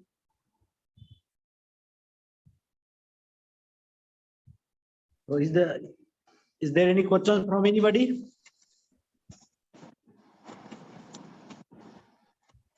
I think there are no questions, so let us express thanks to today's speaker, eminent person, Dr. Kishore Revatkar. He has explained and touched to many areas of nanoscience and nanotechnology, particularly magnetic materials. So, sir, I have a simple, not a questions, but your opinion. Yeah. So, as compared to China, there are many research in our country, but China is producing day by day more number of nanomaterials, whereas we are lack of materials, and we are exporting the materials from China. So, what is your opinion about in this regard? Yes, sir. See, actually, we have very good researcher. Even today, at present, we are having some 70 participants, and I don't think that there will be more than 90% participants are interested to carry out the research work. But there are certain kind of the restrictions are there, wherein that will be limiting our research. That will be limiting our research to take at the world level, world platform. So what we require, that a kind of confidence we don't have, and the another thing that we are adopted the easy going way, the easy method, the easy ways. So that is why it is difficult. We believe, still we believe in copy and pasting. We do not believe in original research work. If a person has to publish a research work, they don't have that much patience to read out more about this thing. And because nowadays a lot of research papers are available, but nobody is interested. Let me share one small interesting thing with you, sir. That one I happened to meet one pharmacist. He has developed the curcumin from, from the haldi powder, haldi turmeric powder. So he has segregated, and that segregation that has been, as we know that, hello, am I audible? Hello. Hello. I'll be finishing in 1 minute. Yes, sir. Yeah.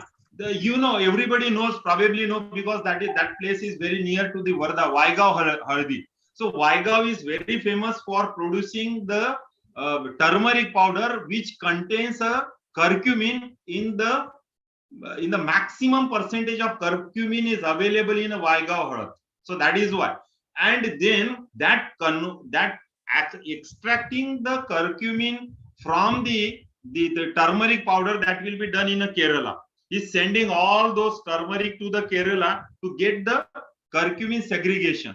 So it is my open invitation to all those biologists or physicists or chemistry people. If they join me in such project, I got that project to convert that curcumin which is being extracted from the turmeric to a nano curcumin powder. They want a nano. Why nano? Because they want to increase the effectiveness, the size, the surface area which will be covered more in that. If anybody is interested, they can contact me through the organizer or even Devram, everybody knowing that. So that project is with me. He is ready to spend any amount of money into it, and I'm trying my level best to convert that curcumin into a turmeric powder.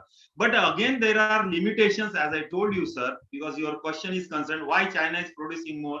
Because the availability of instrument, if you want to do the surface electron micro, same photograph of that particular material, you require at least 1 month to send your sample to some place, then get the ACM done. If you want to do a TEM, then you have to wait for some time to get the TEM also. And that is why it will be putting a limitations also. And we are not a full-time researcher. We are not a full-time researcher. We have so many responsibilities, isn't it? We have to do the teaching also. We have to do the publication of research paper. Otherwise, our principal will not allow us to give the API score, a good and satisfactory on our API score. Isn't it, Gautam sir? And likewise, so many problems are there. And if we get a 1 or 2 hour, Yes, sir. 1 or 2 hour, मैं ये धनोटे sir को नहीं बोल रहा हूँ, 1 or 2 hour, then into that we are thinking about a good kind of the research. So first thing, that it is the responsibility, a collective responsibility, to develop a centralized center for doing a good research, advanced technology, wherein all the advanced instruments are there. Let me tell you one thing, that a student of 4th standard in China has authority to work on a surface electron microscope. And can you tell me that a BSc graduate student can work on a surface electron microscope? Even I bet a PhD student cannot go independently and work on a surface electron microscope, because that is not available. So first thing, that we have to make all these instrumentation available to the people, so that they can carry out this work. And that thing is there in China. They are getting a good laboratories wherein they can work through day and night. And even UGC has stopped giving the projects also. अब ACRB में अगर आप apply करने जाते हो तो they are saying that you are from a teaching faculty, so we are not going to give you. That is also another problem. Okay, sir. Thank you. I think time is sufficiently Yeah. to you. And Sri Kamble has to ask one question. I think he may ask the questions with you personally. So so you can spare your mobile number. Yeah, sure. On Anytime. screen. So now we will not permit him because time is already much. The time is there. Let me tell you, my phone number is 9822426769. 9822426769. Anybody can call me. Okay, sir. So it is our duty to express thanks to Dr. KG Revatkar, who have given very useful and fruitful information about nano session science and nanotechnology, how it is useful for physics persons as well as human beings. So, sir, I expressly express my sincere thanks to you also and the organizers. And now I hand over mic to organizers. Thank you. Thank you, sir. Stars shine at night. Some stars shine at bright light. We have stars personality, Dr. Kishore Chandra Revatkar, chief guest of this session, who threw light on nanomaterial, which are useful in different areas like medical field, transportation, cosmetics, environmental protection, fossil fuel, research, memory storage device, and defense, etc. It was indeed a great presentation. It has sparked true debate on the given topic. So once again, thank you. Thank you very much, sir. Technical session first. Pause has been taken place now. Now I request today's chairman of technical session first, Dr. Nandanwar sir, to say a few words on the session. Okay, thank you, madam.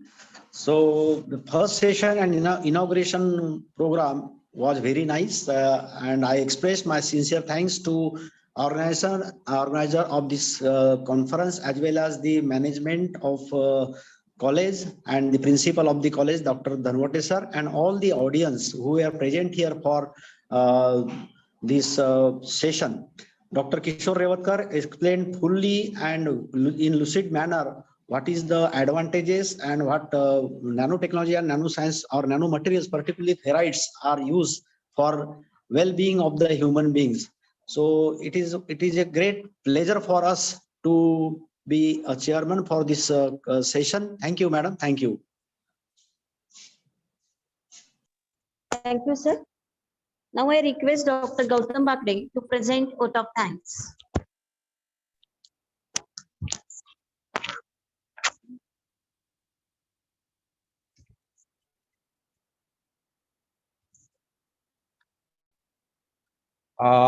Thank you, ma'am. A very good afternoon to our most valued guests, respected teachers, and beloved friends.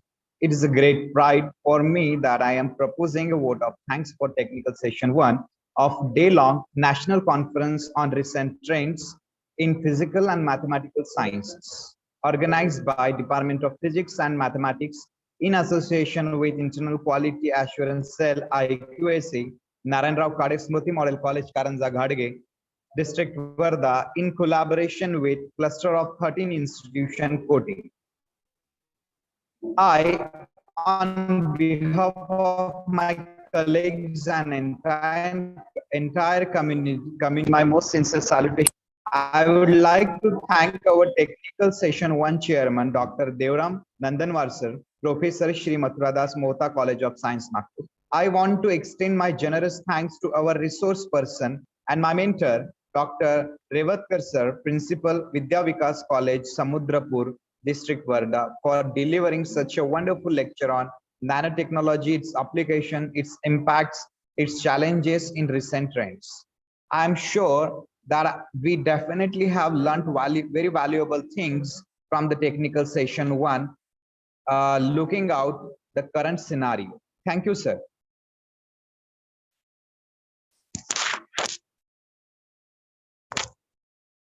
Thank you, sir.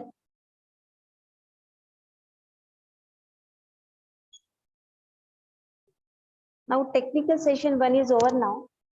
Now, I request to Dr. Pallavi Ulle to take proceeding of next session. Please, ma'am. Dr. Pallavi Ulle.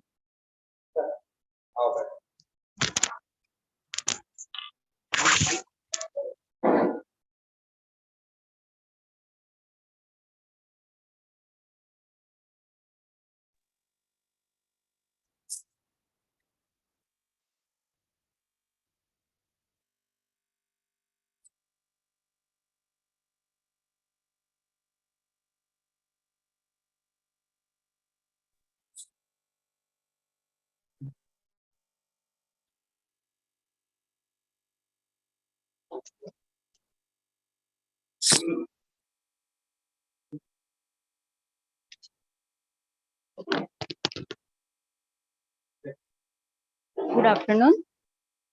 Now we will start the technical session 2nd. Am I audible? Yes, madam. Okay. Honorable dignitaries, learned delegates, respected teachers and students, a very good afternoon to one and all. I, Dr. Pallavi Ulle, Department of Botany, Narandao Kale Smruti Model College, Karanja Ghadge District, Wardha, feel privileged to welcome you all on behalf of organizing committee on one-day national conference on recent trends in physical and mathematical sciences, which is organized by Department of Physics and Department of Mathematics. Mathematics is the most beautiful and the powerful creation of the human spirit. So with this thought, we will start our technical session 2nd. On this occasion, we get opportunities to share and test our knowledge and understanding. We are very fortunate to gather here to discuss very dynamic issue on recent trends in physical and mathematical sciences. So I welcome you all in the technical session 2nd. Our today's technical session 2nd, we have with us today's chairman, Dr. Sanjeev Jhade sir, Associate Professor and Head, KD Science College, Wardha. I welcome you, sir. Thank you, madam. Our today's technical session 2nd, resource person, Dr. Kalpana and Pawar, ma'am, Professor and Head, Sri R.R. Lahoti Science College, Murshi, District Amravati. Welcome you, ma'am. Ma'am will share. Thank you, ma'am. Ma'am will share her views on topic in general relativity and cosmology, unsolved question and future direction. Now, I would like to call Dr. Lokesh Wankhade sir for the introduction of chairperson of this technical session 2nd. Dr. Lokesh Wankhade. Good afternoon. It is my privilege to introduce the chairman of the 2nd technical session, Dr. Sanjeev Jhade sir. If I started reading his biodata, the time will not be sufficient because his scope of research is very vast and his expertise is remarkable. But as a formality, I am going to highlight his outstanding achievements.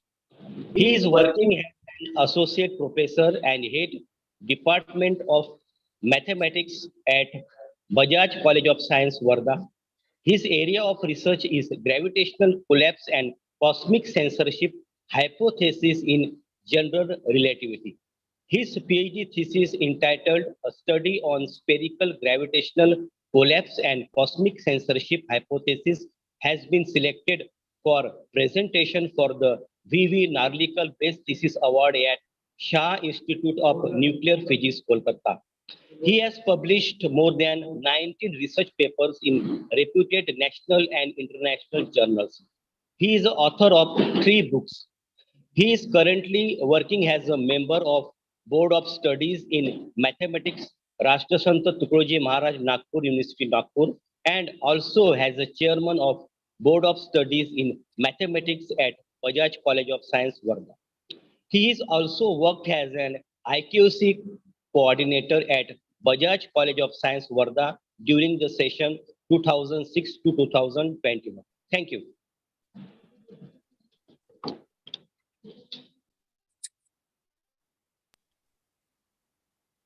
Thank you, sir. Thank you very much. It will be my pleasure to invite you, respected Dr. Sanjay Zhade, sir, chairman of today's technical session second, to introduce our today's resource person, Dr. Sanjeev Zhade, sir. Okay. Yes. Thank you, madam. Am I audible and am I visible? Madam, am I audible and visible to you? Yes, sir. You are audible and you are Okay. visible. Then, Both. thank you. Thank you very much. So, I am Dr. Sanjeev S. Zhade, wishing good morning to every participant in this national conference. So at the outset, I congratulate the organizers, conveners, the Professor Raghote sir, Professor Athar Hussain, then our popular principal, Dr. Sanjay Dhanwate sir, and the entire management of the Karanja College, Sri Narayan Rao Kale Smruti Model College, Karanja, for organizing such a wonderful national conference on the theme of real importance, I will say. The title being Recent Trends in Physical and Mathematical Science, that is NCRTPM 2023. I also thank the organizers for giving me a chance to be the chairman of this technical session. Respected audience, respected participants, it gives me immense pleasure to introduce the eminent and well-known speaker of this technical session, the resource person, Madam Dr. Kalpana Pawar. Dear audience, Madam Dr. Kalpana Pawar is presently Associate Professor at R.R. Lahoti Science College, Morshi. Prior to this, she has served Institute of Science, Nagpur and Shivaji Science Colleges at Akola, Nagpur and Amravati.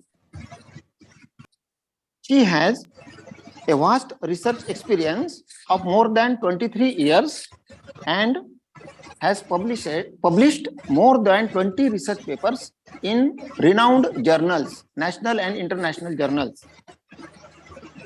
She has guided 2 PhD students and 4 more students are still working under her for the PhD work. Apart from that, she has authored 3 very nice books on mathematics.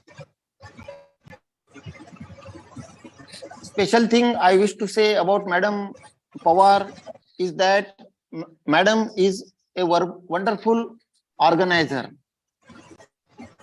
In her career, she has organized 8 national and international seminars, conferences, and workshops. 8 is not a small number for everyone to know. Madam is also recipient of some prestigious awards. There is a long list, but the time is short and I will cut it to only 2 awards. One being the Dr. Homi Bhabha National Award and the Best Teacher Award. I will not take much time, but we like to say that it will be a great pleasure or benefit to every participant. Benefit ही नहीं कहूँगा मैं उसको, क्या बोलते हैं कि it will be a feast to every participant. जरा पर्वणी म्हणतो ना मॅडमचा जो talk Raheel, it will be a पर्वणी मराठीमध्ये ज्याला म्हणतो. To be part of this interesting talk of the subject of her expertise. The title of the talk is General Relativity and Cosmology, Unsolved Questions and Future Directions. I now request Madam Kalpana Pawar for her talk. Thank you, sir. Over to Pallavi, Madam.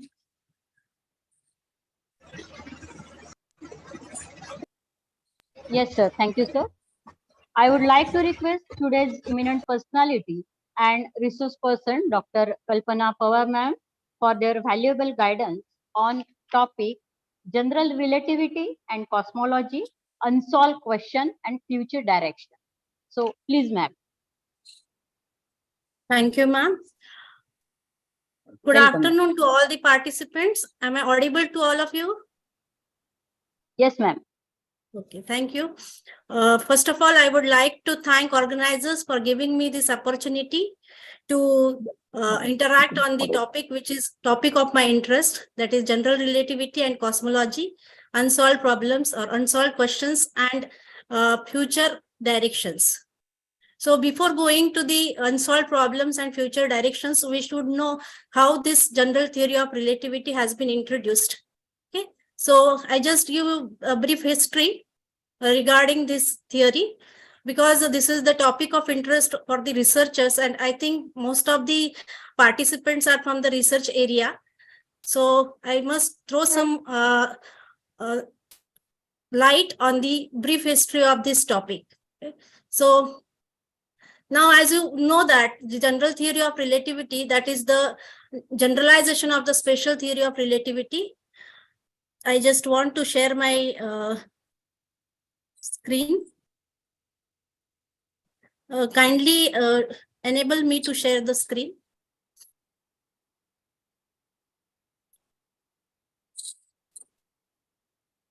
Okay, before sharing the screen. You can share now. Okay, thank you, sir.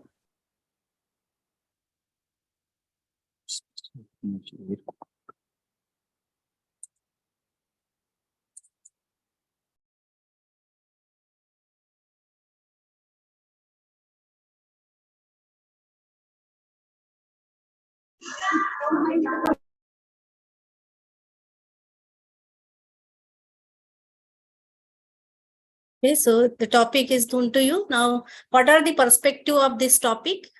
We know that general relativity has been introduced in 1915, that is 100 years has been gone. Still, it is the part of interest, and this theory is still doing much more work. For the last 100 years, general relativity has been taken over the gravitational theory, mantle held by Newtonian gravity for the previous few years. And this generalization of special relativity is the general theory of relativity. Now, what was the special relativity? What are the postulates of special relativity? So, special relativity was based on 2 postulates. One, that is the principle of Einstein, that is known as principle of special theory of relativity, and other is the constancy of the light, speed of light.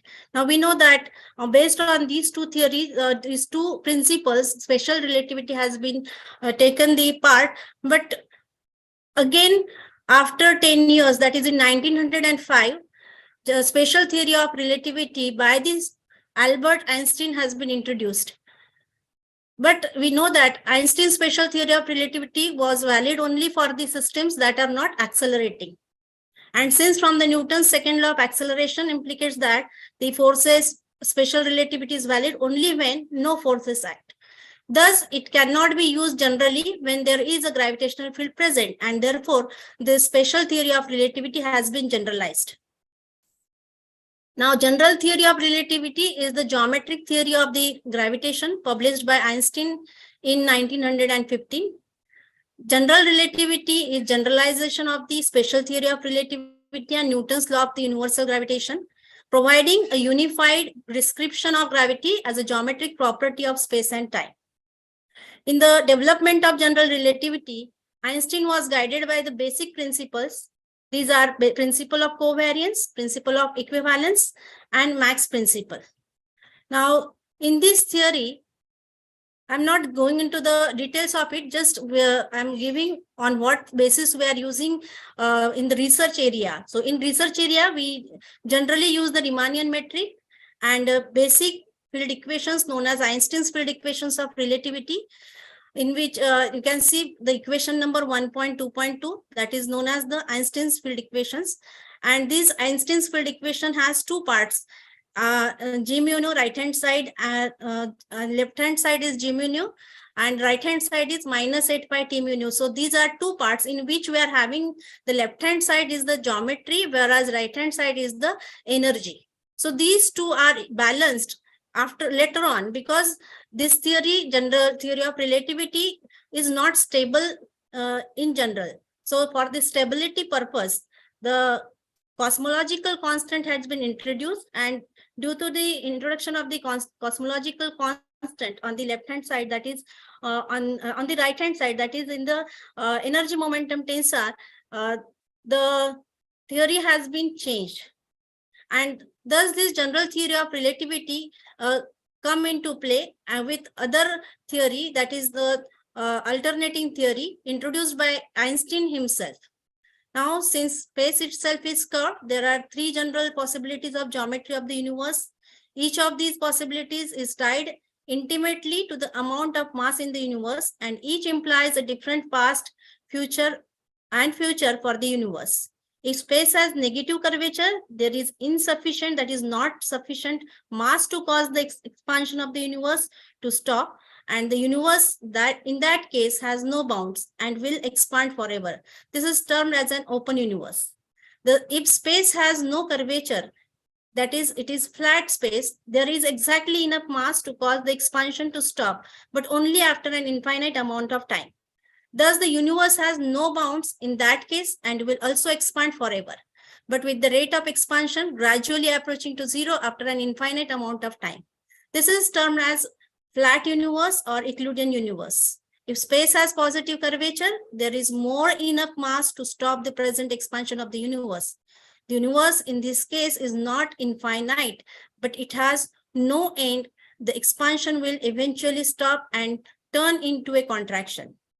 Thus, at some point in the future, the galaxies will stop receding from each other and begins approaching each other as the universe collapses on itself. This is called as the closed universe. So then various authors or various scientists or astronomers or astrologists come into play, and they have shown their interest. For example, Kaluza-Klein was the first who published his paper in higher dimension, that is in 5 dimension. This was an attempt to unify two fundamental forces of gravitation and electromagnetism. It was proposed by the mathematician Kaluza, who extended general relativity to 5-dimensional space-time. A splitting of 5-dimensional space-time into the Einstein's equations and Maxwell's equation in 4 dimensions was first discovered by the Nordstrom in 1914 in the context of his theory of gravity. In 1926, Klein proposed that the fourth spatial dimension is curled up in a circle of very small radius, so that a particle moving a short distance along that axis would return to where it began. The distance a particle can travel before reaching its initial position is said to be the size of the dimension. This extra dimension is a compact set, and the phenomena of having the space-time with compact dimension is referred to as compactification. Then cosmology. Cosmology is that branch of astronomy dealing with the large-scale structures of the universe extending to distances of billions of light years, its history and extrapolation of its future course of evolution. Now we know that the universe is revolving since from its beginning. But as there are some problems that we exactly don't know from where this universe has been began and how much time has been lapsed. Now, matter in the universe is found to be distributed in the agglomeration of stars, galaxies, and clusters of galaxies. Cosmology treats this distribution as a fine structure, and the universe is described in the continuum approximation. The volume occupied by the galaxies is less than or equal to 10⁻⁻⁶ times the total volume of the universe. This explains why galaxies are considered as a point when cosmological models are constructed. The physical viability of the cosmological model that describes our universe and its history approximately is tested by cosmological parameters such as Hubble parameter, density parameter, deceleration parameter, curvature, etc. There should be strong agreement between the theoretical and the theoretical predictions and the experimental observations before accepting any cosmological model. And the aim of the cosmology is to study the large-scale structures and evolution of the universe. A cosmological model represents the universe at the particular scale. We will assume that many of the scientists or astrologists assume that on large scale, space-time geometry is described by the general relativity. Cosmological model is defined by specifying the space-time geometry, determine the metric G, alpha, beta, or AB, the mass energy distribution, which is described in terms of the stress energy momentum tensor, TAB, the interaction of the geometry and the mass energy, which is depicted through the Einstein's gravitational field equation. Now, the standard cosmological model enables researchers to simulate the ancient events that occurred in the distant past. This frame was taken from an animation that depicts the merger of the numerous satellite galaxies with a more massive spiral star system. About 14 billion years ago, the universe began expanding in all directions from an infinitesimally small, infinitely dense point known as singularity. This event is known as the Big Bang. This illustration presents a timeline for the creation and expansion of the universe based on the direct observations and the standard cosmological models. A cosmological model is a mathematical description of the universe that attempts to explain its current behavior and evolution over the time. Cosmological models are based on direct observations. They are capable of making predictions that can be validated by the subsequent investigations and rely on general relativity because that theory produces the best agreement with large-scale behaviors that have been observed. So there are other theories also. So we are not going into the details of the theories. Now scientists have been fascinated by general relativity. Why? Because of the further developments in this theory. It has been described as poetic, beautiful, elegant, and at times as impossible to understand. General relativity is often described as a simple theory.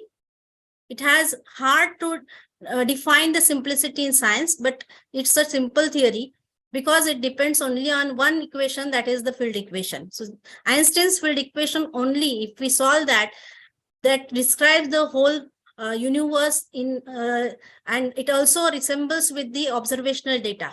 So one can always construct an entire theory encapsulated in one equation. An examination of the mathematical structure of general relativity gives the more sober definition of simplicity. Under certain assumptions about the structure of physical theories and the properties of gravitational and general relativity is the only theory that describes the gravity. We may therefore formulate the mathematical. Now we know that general theory of relativity, basically this is the part of physics, but as just now in last lecture, we have seen that sir already explained that without physics, mathematics is incomplete, and without mathematics, physics is incomplete. And therefore, without mathematical formulation, the whatever observed data we have about our universe that has been studied by the various mathematicians, and we have the resemblance of the results observed and the results which has been calculated by the by describing various models of the universe by the mathematicians. So in relativity, it is most complete theory of gravity ever developed. So all gravitational phenomena that ever been observed can be modeled in general theory of relativity. It describes everything from falling apples to the orbit of the planets, the bending of light, the dynamic of galaxies cluster, and even black holes and gravitational waves. The domain of validity of the theory covers a wide range of energy levels of the scales. That is why it has survived so long, and that is why it survives today also. 100 years it was formulated in an age in which the amount of data and knowledge increased by orders of magnitude every few years. Now this figure shows how we observe the universe. Okay. So this is the figure. In 13.8 billion years, what is the condition of this universe? What are the different stages of the universe have been shown in this figure? What is the present condition and what will be the future condition? The look back time is the difference between the universe now and the age of the universe, that is evaluated for age of the photons from an object where it is emitted.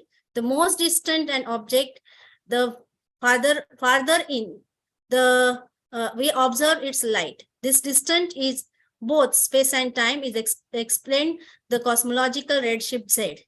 We obtain most of our astrophysical information of the surface of our past light cone because it is by the photon. The only information from within the cone of the local experiments and observations such as the recorded in this figure also, and we have the record which is in data also.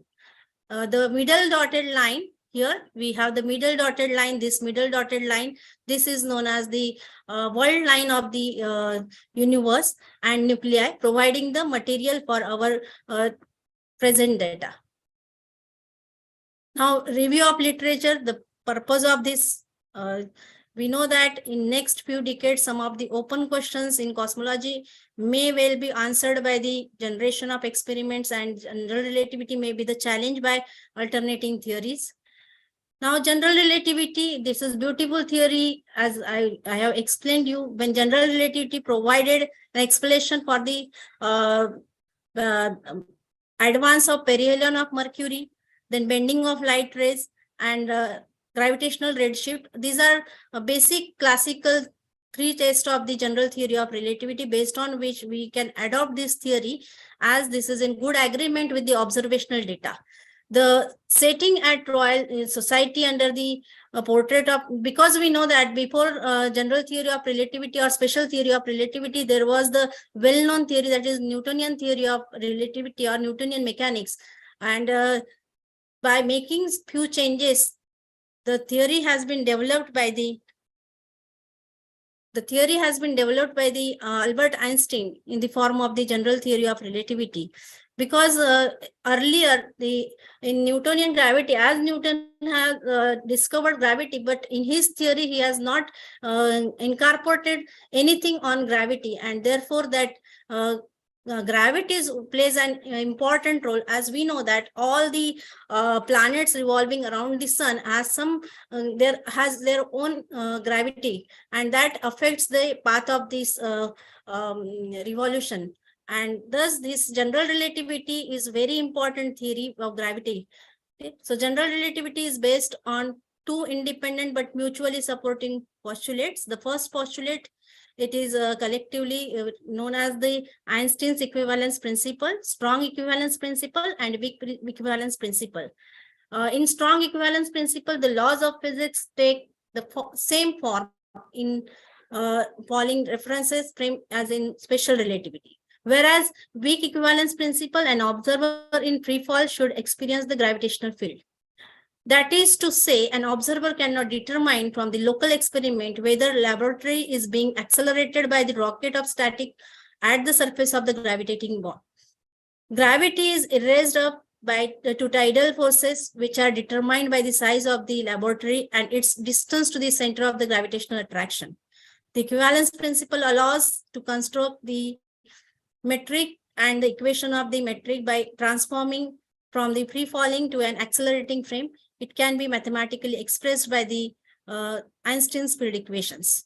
And Einstein's relativity has three main distinguished characters. It agrees with the experiment, Second, it describes gravity entirely in terms of the geometry. And last, it is free from any prior geometry. These characteristics are lacking in most of the other theories. Apart from the issues of agreement with experiment, Einstein's theory is unique in it is physically simplicity. Every other theory introduces auxiliary gravitational fields or involves prior geometry. Prior geometry is any aspect of the geometry of space-time which is fixed immutably, and it cannot be changed by changing the distribution of the gravitating sources. So prior gravity will not give you that result which this Einstein's general theory of relativity will give you. Now, cosmology. What is cosmology? Cosmology in broad sense, it is the study of cosmos. It aims to provide an accurate description of the universe. Throughout much of the history of the science, the development of cosmology hampered by the lack of universal physical theory. Observational tools were extremely limited and there was no mathematical formulation for physical laws. The cosmos was described in metaphysical rather than physical terms. Physical laws tested here on Earth and later in the solar system could be apparently to the entire universe and could thus provide the precise. Cosmology depends upon the fundamental premise. As in science, it must deal strictly with what can be observed, but the observational universe forms only a fraction of the whole cosmos. One is forced to make the fundamental but unverifiable assumptions that the portion of the universe which can be observed is representative of the world and the laws of physics are the same throughout the whole universe. Once we make these assumptions, we can construct a model of the universe based on the description of its observable part. Why we consider then alternating theories? The motivation for considering alternative theories to general theory of relativity comes mainly from the theoretical arguments like scalar invariance of the gravitational theory, additional scalar fields that emerge from the string theories, then dark matter, dark energy or inflation, or additional degrees of freedom that arise in the framework of the brain world theories. Also, we have given table in which we have shown how many types of alternative theories has been introduced in last decades. So we can see that in the next slide. So this is the data in which we have the various theories from the first theory, Newton's in 1687, then Poincare theories, 1890 to 1900, then Nordstrom in 1913, general relativity 1915, then Whitehead theory in 1922, then Cartan, then Kaluza-Klein, Birkhoff, Milne theory, and Brans-Dicke.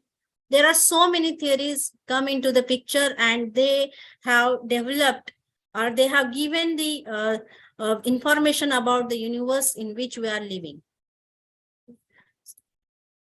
Then from general relativity to standard cosmology. When Einstein published his first paper on general relativity, it became almost immediate apparent that the theory could be applied to the whole universe under certain assumptions to obtain the relativistic. Then cosmological descriptions, if the content of the universe is known, then the energy momentum tensor can be constructed and the metric derived using the Einstein's equations. Now, this is the method by which we are forming the model of the cosmological model, that is for the universe. Then Einstein himself was the first to apply general relativity to cosmology in 1917. The first expanding universe solutions to the relativistic field equations describing a universe with positive, zero, or negative curvature were discovered by Alexander Friedman. This occurred before the Edwin Hubble's observations and the empirical confirmations in 1929 that the redshift of the galaxy is proportional to its distance.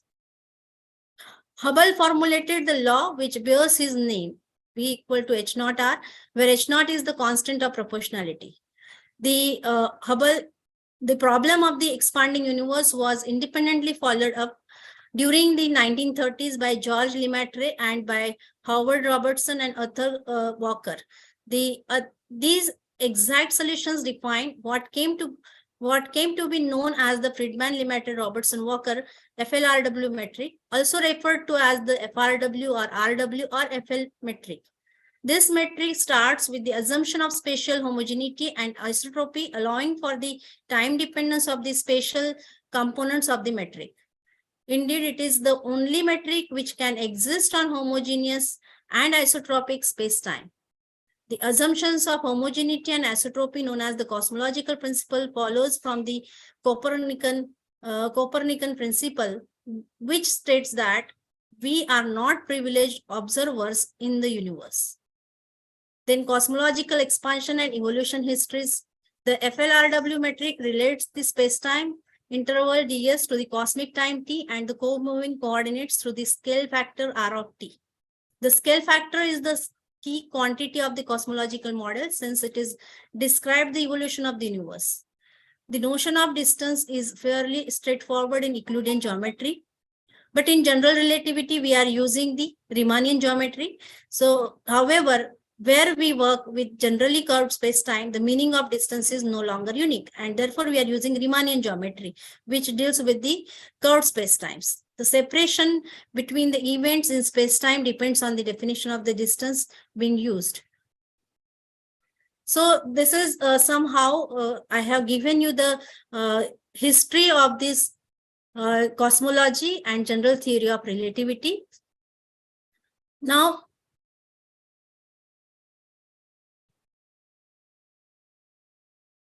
I will continue with this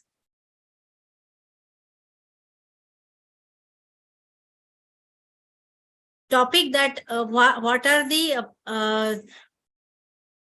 problems, or what are the questions which are unsolved in general theory of relativity and their application part, or what is the future direction, that we will see now. Now, there are list of unsolved problems in cosmology and general relativity. First problem is problem of time. Okay. So what is the problem of time? In quantum mechanics, time is a classical background parameter, and the flow of time is universal and absolute. In general relativity, time is one component for four-dimensional spacetime, and the flow of the time changes depending on the curvature of the spacetime and the spacetime trajectory of the observer. How can these two concepts of time be reconciled? Then second problem is cosmic inflation. What is cosmic inflation? Is the theory of cosmic inflation in the very early universe correct? And if so, what are the details of this epoch? What is the hypothetical inflation scalar field that give rise to this cosmic inflation? If inflation happened at one point, is it self-sustaining through inflation of quantum mechanical fluctuations and thus ongoing in some extremely distant place? So there are so many question marks. Then horizon problem. Why is the distant universe so homogeneous when the Big Bang theory seems to predict? Yes. Should I share the screen? Yes.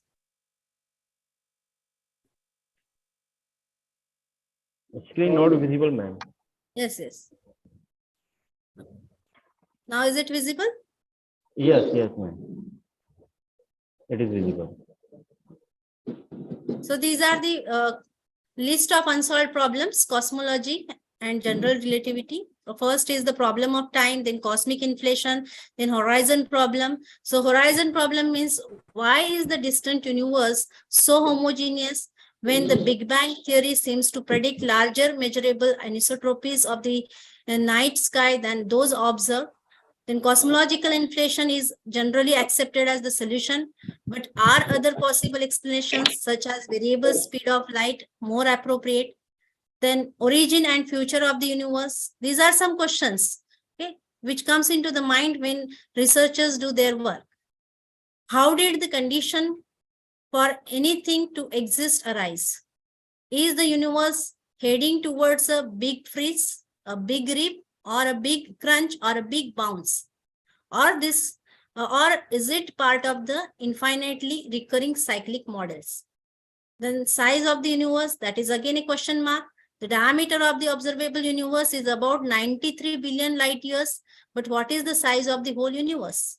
Then baryon symmetry, why is there far more matter than antimatter in the observable universe? This may be solved due to the apparent asymmetry in neutrino, antineutrino oscillations. Then cosmological constant problem is there.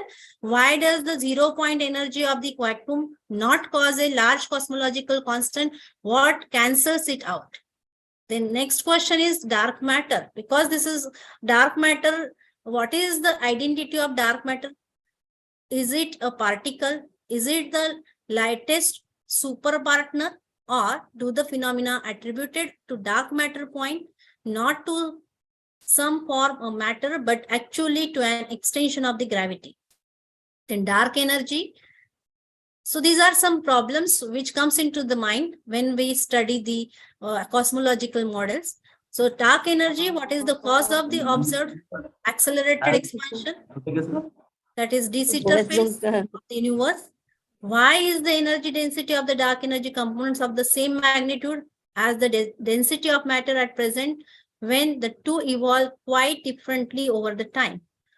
Could it be simply that we are observing at exactly the right time?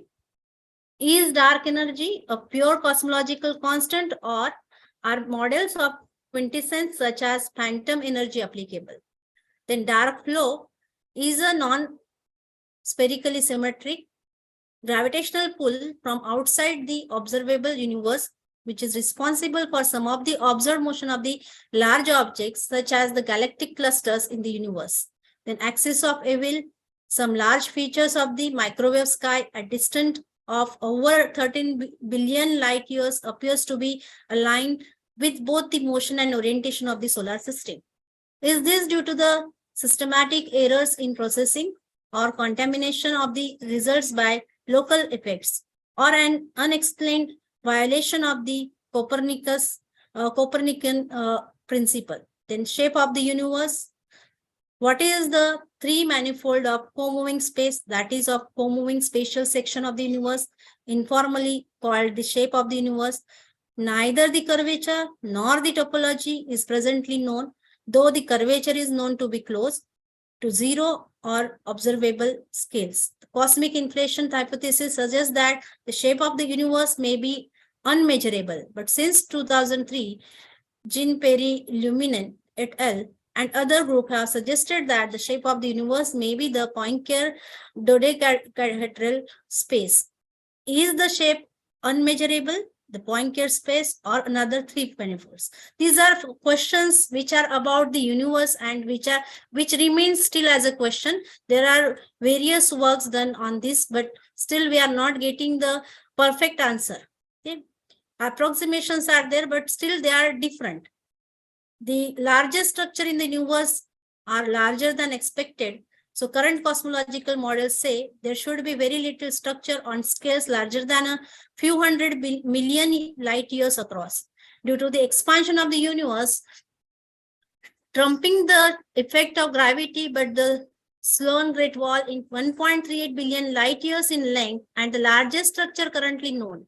The Hercules Corona Barrelis Great Wall is up to the 10 billion light years in length. Are these actual structures or random density fluctuations? If they are real structures, they contradicts the end of the greatness hypothesis, which asserts that at the scale of 300 million light years, structures seen in a smaller survey are randomized to the extent that the smooth distribution of the universe is visually apparent. So these are some questions. There are again some questions on relativity in quantum gravity. So I will leave that. Only the question which are related to our topic, that is black hole information paradox, black hole radiation, then extra dimension, then cosmic censorship hypothesis, and chronology protection conjecture. So these are the unsolved problems. Then locality of this universe. Then some of the major unsolved problems in physics are theoretical, meaning that the existing theory seems incapable of explaining certain observed phenomena or experimental results. The others are experimental, meaning that there is a difficulty in creating an experiment to test a proposed theory or investigate a phenomena in greater detail. So this is there are many works in relativity. These are some subfields: general physics, theory of everything, then arrow of time, interpretation of quantum mechanics. These are not the part of our theory, because we people do not work on this in mathematics. Then dark matter, dark energy, then dark flow, all these we have seen. These are some unsolved problems. Now problems solved in recent decades. What are the problems which are solved in recent decades? First problem which is solved is origin of short gamma ray burst, then missing baryon problem, then existence of time crystals, existence of gravitational waves. Then these are some problems which are solved in the recent years. So these are the theories developed. In astronomy and astrophysics, so more work has been done on this topic. Still, there are many problems which remains unsolved, and now the problem of the modified theory of gravity has been introduced, and this theory is getting more attracted by the researchers. So the recent work is going in the modified theory of gravitation. That I'll stop share of this now. We have generalized the theory of relativity, then cosmology, then cosmological models. We have modified the theory in the alternating. We have introduced many theories, alternating theories of gravity. And then again, we have modified theory that is known as modified theory of gravitation. In modified theory of gravitation, we have f of r gravity, f of t gravity, f of rt gravity, f of g gravity, f of q gravity, f of qt, f of GT. So there are many theories have been developed, and there are many work has to be done by the researchers. So we are having a good scope of research in the theory of relativity and gravitation. So with this, I stop my lecture, and I would like to thank organizers for giving me an opportunity to share my views regarding the general theory of relativity and cosmology, unsolved problems, unsolved questions, and the future directions. Thank you.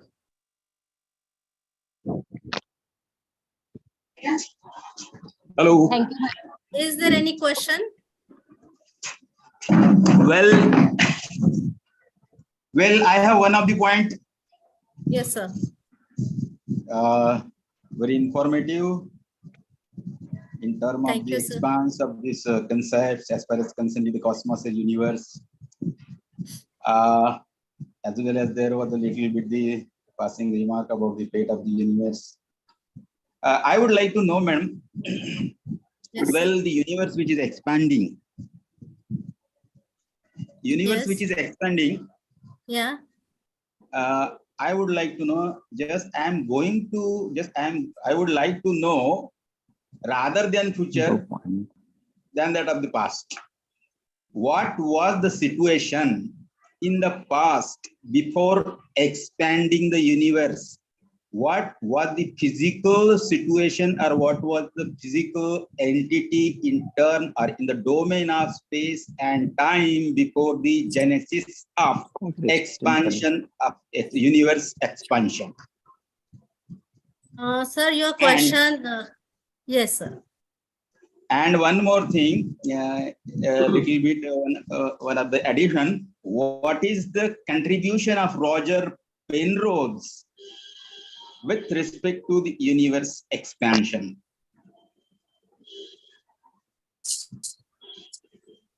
Okay, sir. Your question is right, because many astrologists or cosmologists, I must say, have been done work to know the age of the universe, because before the expansion of the universe, that is before Big Bang, we must say. So before Big Bang, the universe, definitely it is not static.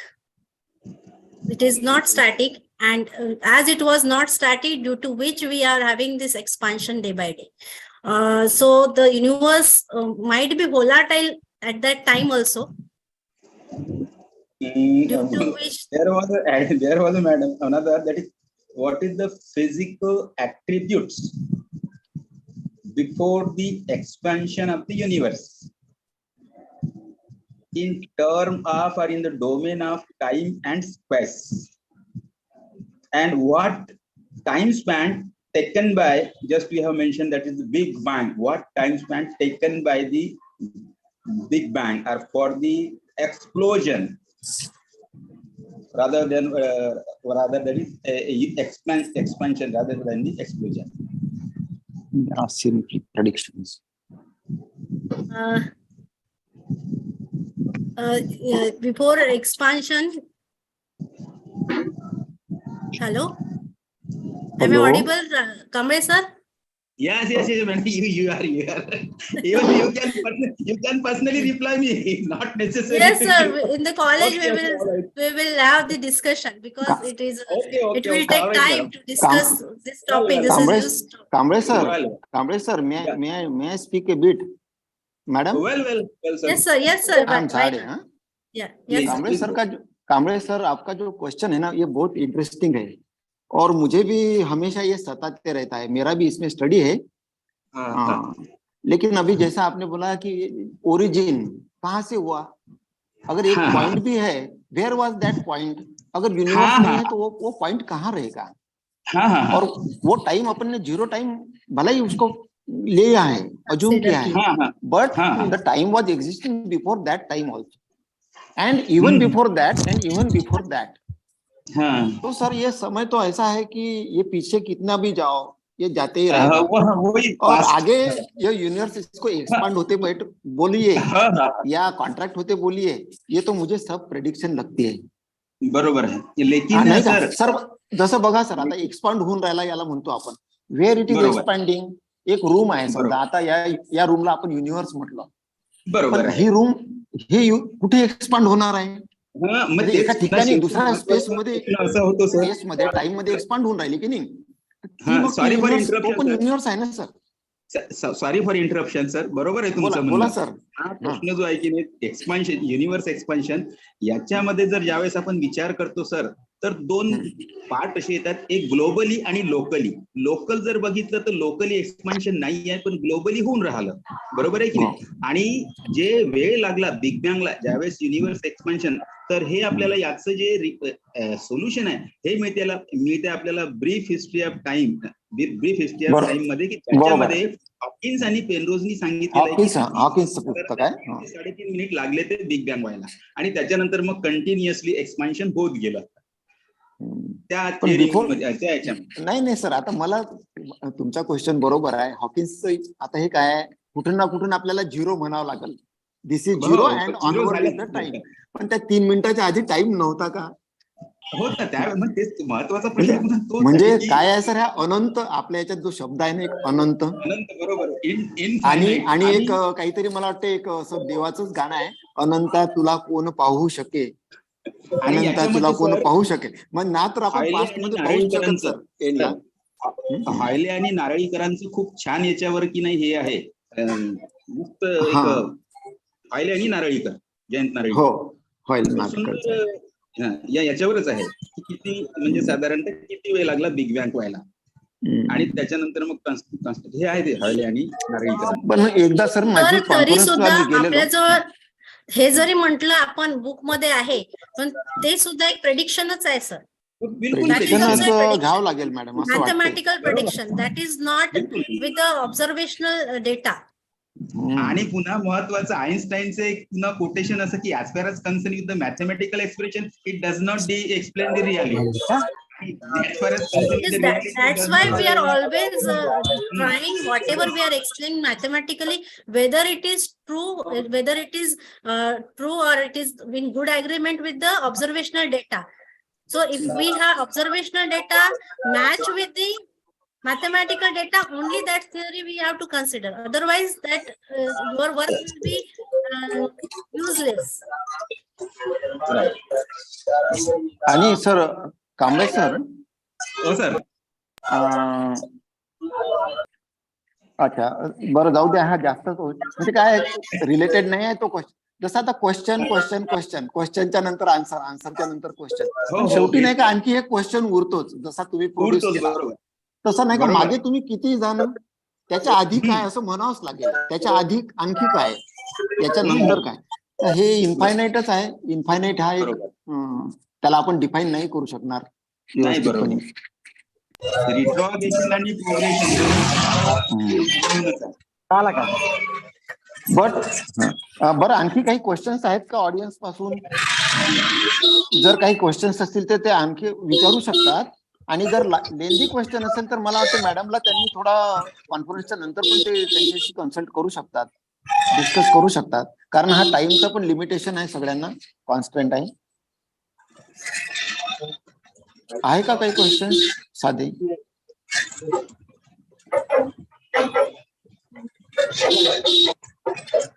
Anyway मॅडमचा जो talk होता, the talk was very wonderful, informative and interesting. Okay. Hello, am I audible?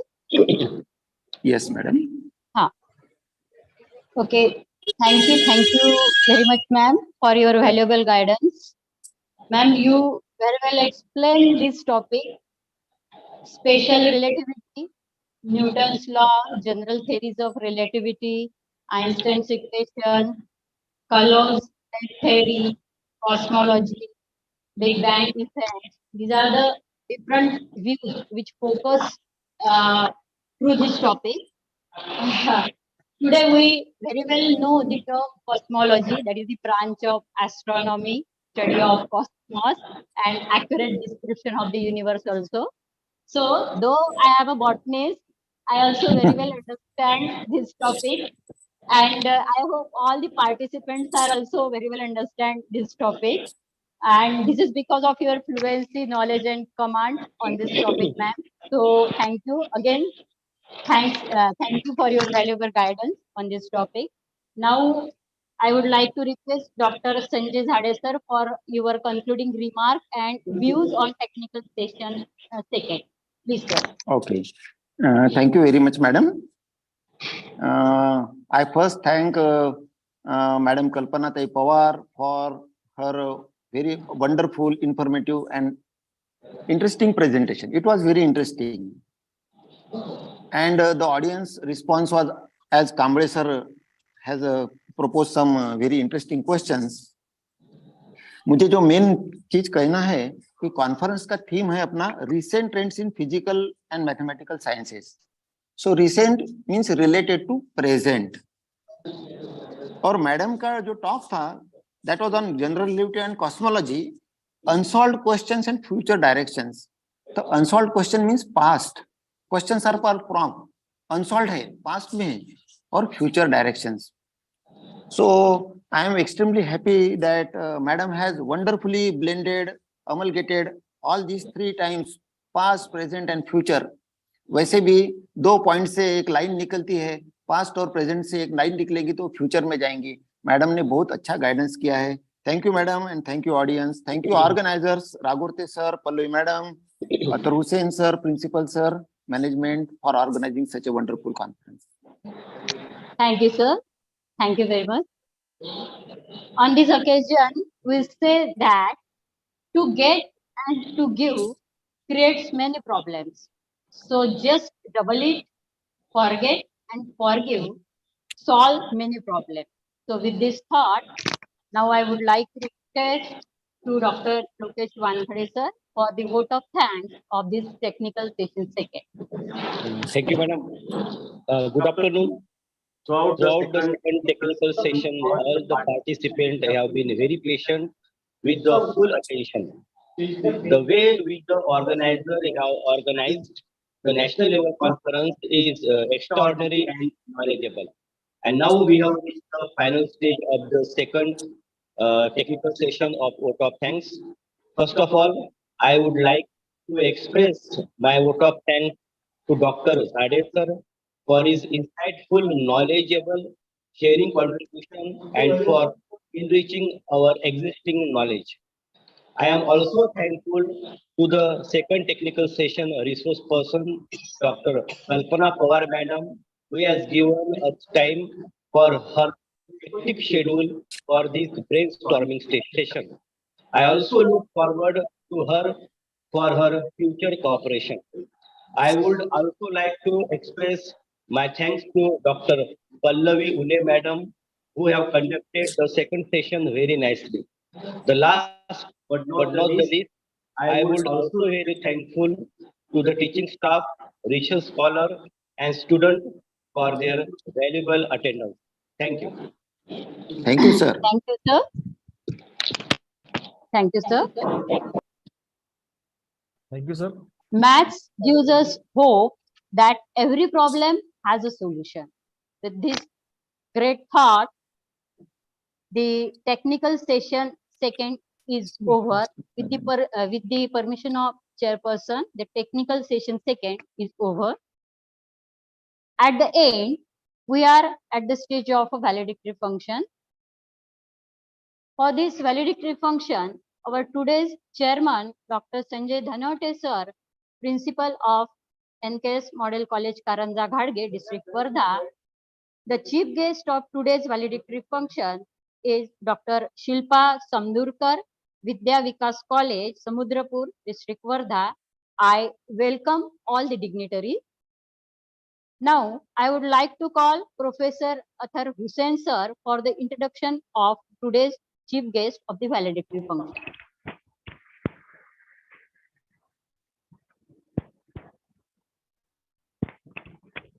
Good afternoon. Good afternoon, all. Samdurkar ma'am, are you present?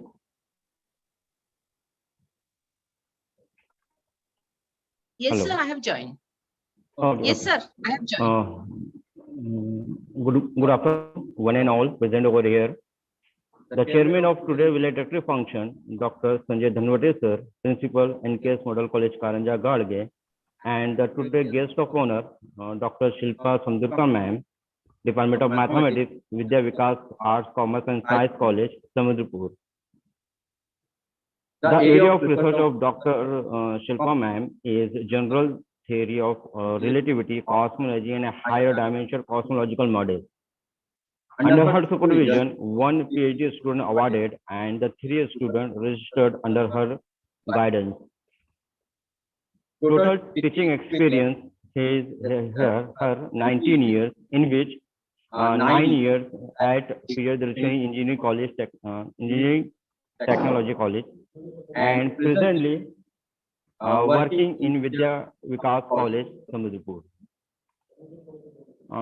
Madam has so many papers published in reputed national and international journals, also 9 books published, and ma'am delivered many guest lectures, and recently she elected as a member of Board of Study Mathematics, RTM Nagpur University, Nagpur. And this is the short introduction of Dr. Shilpa Samdurkar ma'am. And now I am welcome to all of you. Madam, welcome to you. Thank you. Thank you, sir. It will be a privilege for me to invite our chief guest, Dr. Shilpa Samdurkar ma'am, for their speech. Dr. Shilpa Samdurkar ma'am. Yes, am I audible, madam? Yes, ma'am. Am I You are audible? audible. Voice is clear. Yes, ma'am. Okay. So, good afternoon to respected. Good afternoon to respected chairman of the valedictory function, Dr. Sanjay Dhanwate sir, Principal Narayan Rao Kale, Smruti Model College, Karanja, resource persons, chairpersons, all faculties, and dear students. I feel honored and privileged to be here this afternoon as a chief guest in this event. Dear participants, you know very well that education is the most powerful weapon which you can use to change the world. I just want to highlight that the process of research opens up you new opportunities and learning and growth. Research encourages you to find the most recent information available, and with this latest knowledge, you will be better equipped to talk about the subject and share your ideas and opinions confidently. This helps you to shift from low quality to high quality write-up. It means you better get to know what's accurate and what's not. So I really want to suggest that keep your research in process, especially for faculties. Don't stop the research. And those who are students, I want to tell them that research is a fun. So think to go in that direction. Dear students, education is the key of success. To obtain adequate knowledge and skills, you will need higher diligence and work commitment. Now, second point of my talk is the role of teacher. Here I stress over just one fact, that education in present time is the combined effect of students as well as teachers and the surrounding, that how much knowledge we are providing them to aware in all manner. The present education system creating IITians, doctors, engineers, IAS officers, judges, and many people. But are they honest, patriotic, dedicated towards their profession, towards the nation? So here comes the role of teacher. As a teacher, we should think over three questions. Shall we really updating our students regarding knowledge? Shall we flowering of the talent of the student? Shall we take efforts for the overall development of the student? Just give an answer by yourself. As a teacher, we have to create good human beings for the bright future of our India. So with these words, I conclude my speech. Once again, I am delighted to got an opportunity to address such a talented gathering. I appreciate the organizing committee, Atar Hussain sir, and his team for smooth conduction of this national conference and made it a success. So I congratulate the head of the institution, Dr. Sanjay Dhanwate sir, for the success of this one-day national conference. Thank you. Jai Hind, Jai Bharat. Thank you, sir. Thank you, ma'am. Thank you for your valuable guidance. Now I request Dr. Ashish Mahajan, Kamla Nehru College, for presenting their views about conference. Dr. Ashish Mahajan.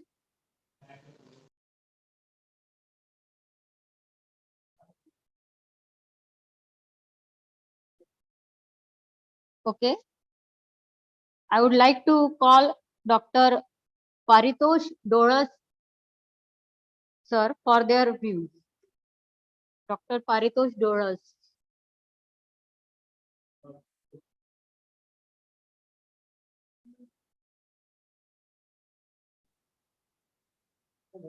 Okay, is there any participant to share their views about the conference?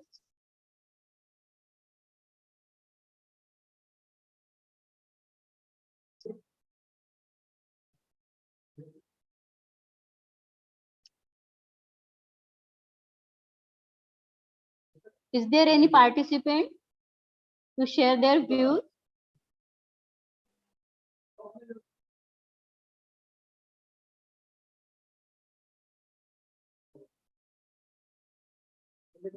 Anyone? Okay, thank you.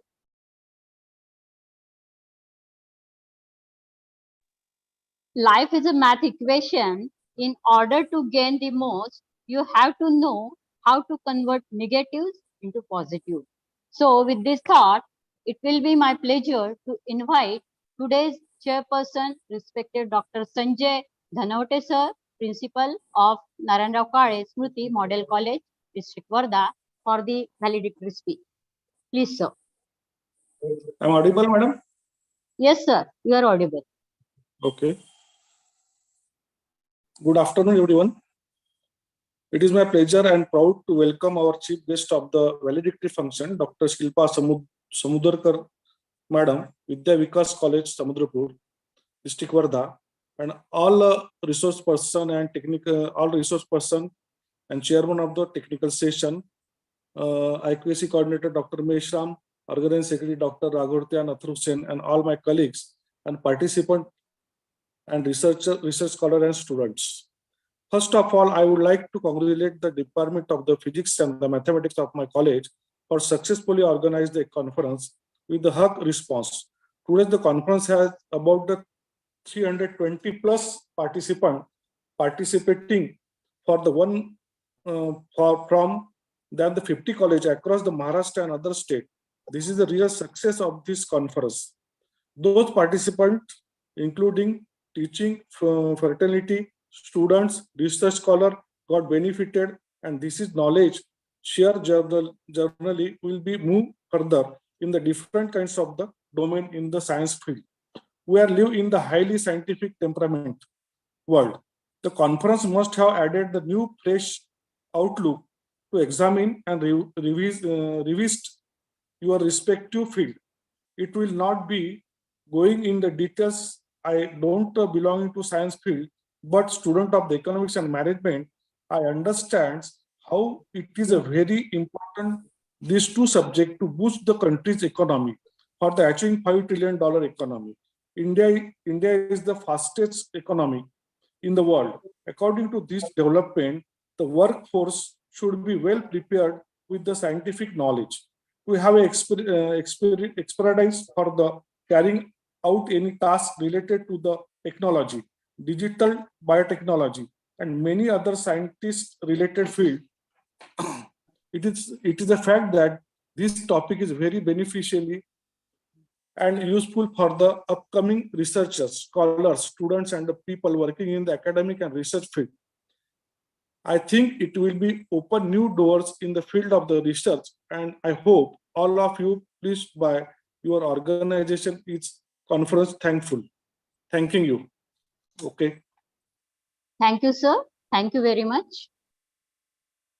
A conference is a gathering of people who singly can do nothing, but together can decide that nothing can be done. So with this thought, now I would like to call Professor Athar Hussain sir for the vote of thanks of the entire conference. Professor Athar Hussain sir. Thank you, ma'am. Thank you very much. Now, once again, good afternoon, one and all.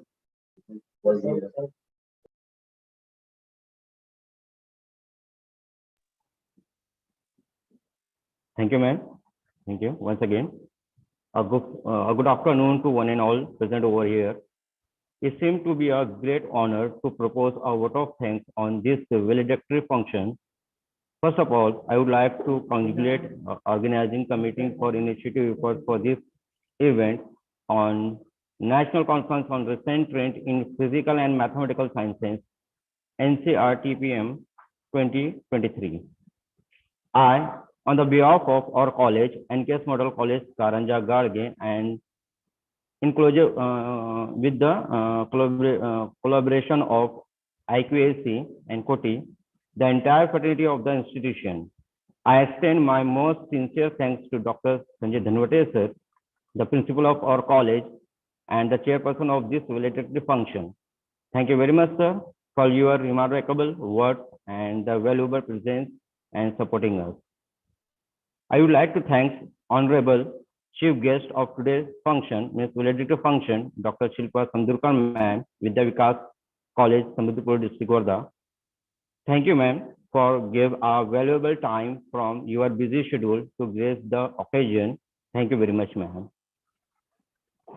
Now, I extend a very hearty thanks to the Honorable Advocate Shobhatai Kale, President, Bharat Education Society, RV, and Honorable Shri Sandeep Bhokale, Secretary, Bharat Education Society, RV, and for gracing today conference. And also special thanks to them for always supporting and motivated us to do this just type of event. I also very thanks to Dr. Umesh Meshram sir, IQAC coordinator, NKS Model College, Karanja Garge, for his presence. My most sincere thanks to Dr. Bungale sir, Principal, Jeevan Vikas College, Chief Guest of inaugural function of today's conference, and Dr. Nandarwal sir, Professor, and Shri Mathura Mahta Science College of Science, Nagpur, Chairperson for Technical Session 1, and the resource person for the Technical Session 1, Dr. Revatkar sir, delivered a nice lecture on nanotechnology, applications, impact, challenges, and recent trends. Thank you very much, sir. Also, thanks to Chairman for Technical Session 2, Dr. Zade sir, Professor and Head, JB Science College, Wardha, and the resource person, Dr. Kalpana Pawar ma'am, Professor and Head, delivered a great lecture on the general relativity and cosmology, unsolved questions, and future directions. Thank you very much, ma'am. Now, I would like to thank Dr. Vijay Ragote sir, Head of Department of Physics, and the Professor Athur Hussain, Head of Department of Mathematics, organizing secretaries of this national conference, Joint Secretary, Dr. Gautam Wakle sir, Treasurer, Dr. Lokesh Wankhale sir, Technical Advisor, Dr. Gaurav Pete sir, and all organizing committee members and advisory committee members for their valuable suggestions, advice, and the cooperation. Thank for all. A special thanks to all participants, professors, researchers, and students, all teaching and non-teaching staff of the college for make a successful conference. I would like to thank Dr. Bidwai ma'am and Dr. Ule madam for nice anchoring for this conference. Thank you very much, ma'am. Here, I am concluding my word of thanks. Once again, a warm thanks to all. Thank you very much. Thank you, sir. Thank you very much.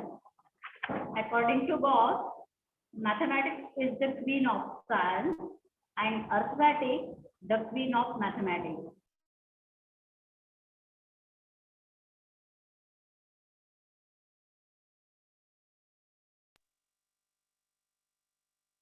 Am I audible? Yes, yes. Okay. So,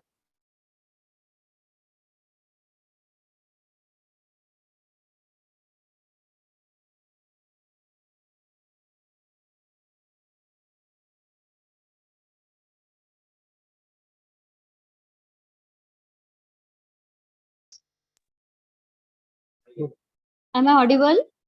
Yes, yes. Okay. So, according to Gauss, mathematics is the queen of science and arithmetic the queen of mathematics. With this great thought, thank you very much, all the respected dignitaries, participants, students, teachers, and dear friends, for the success of this conference. Without you, it is impossible, and it's a best platform for us to sharing our knowledge to this way. Now, with the permission of chairperson, the conference is over. One announcement for all the participants: kindly fill the feedback form and you will get a certificate. So tomorrow you will get the certificate.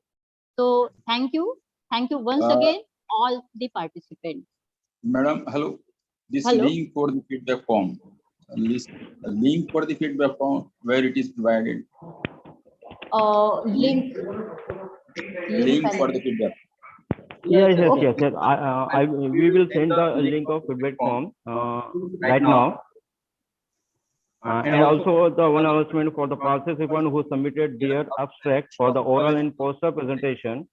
They will be get a certificate in 2 or 3 days on your mail ID that you are provided in the registration form. Okay. Thank you very much. Feedback link अभी आपको send करती जाएंगी थोड़ी देर में. We will provide the feedback link after some time in the same group. Please keep wait. Okay. Thank you. All right. Thank you very much. Don't leave the group. Okay, thank you. Thank you very much.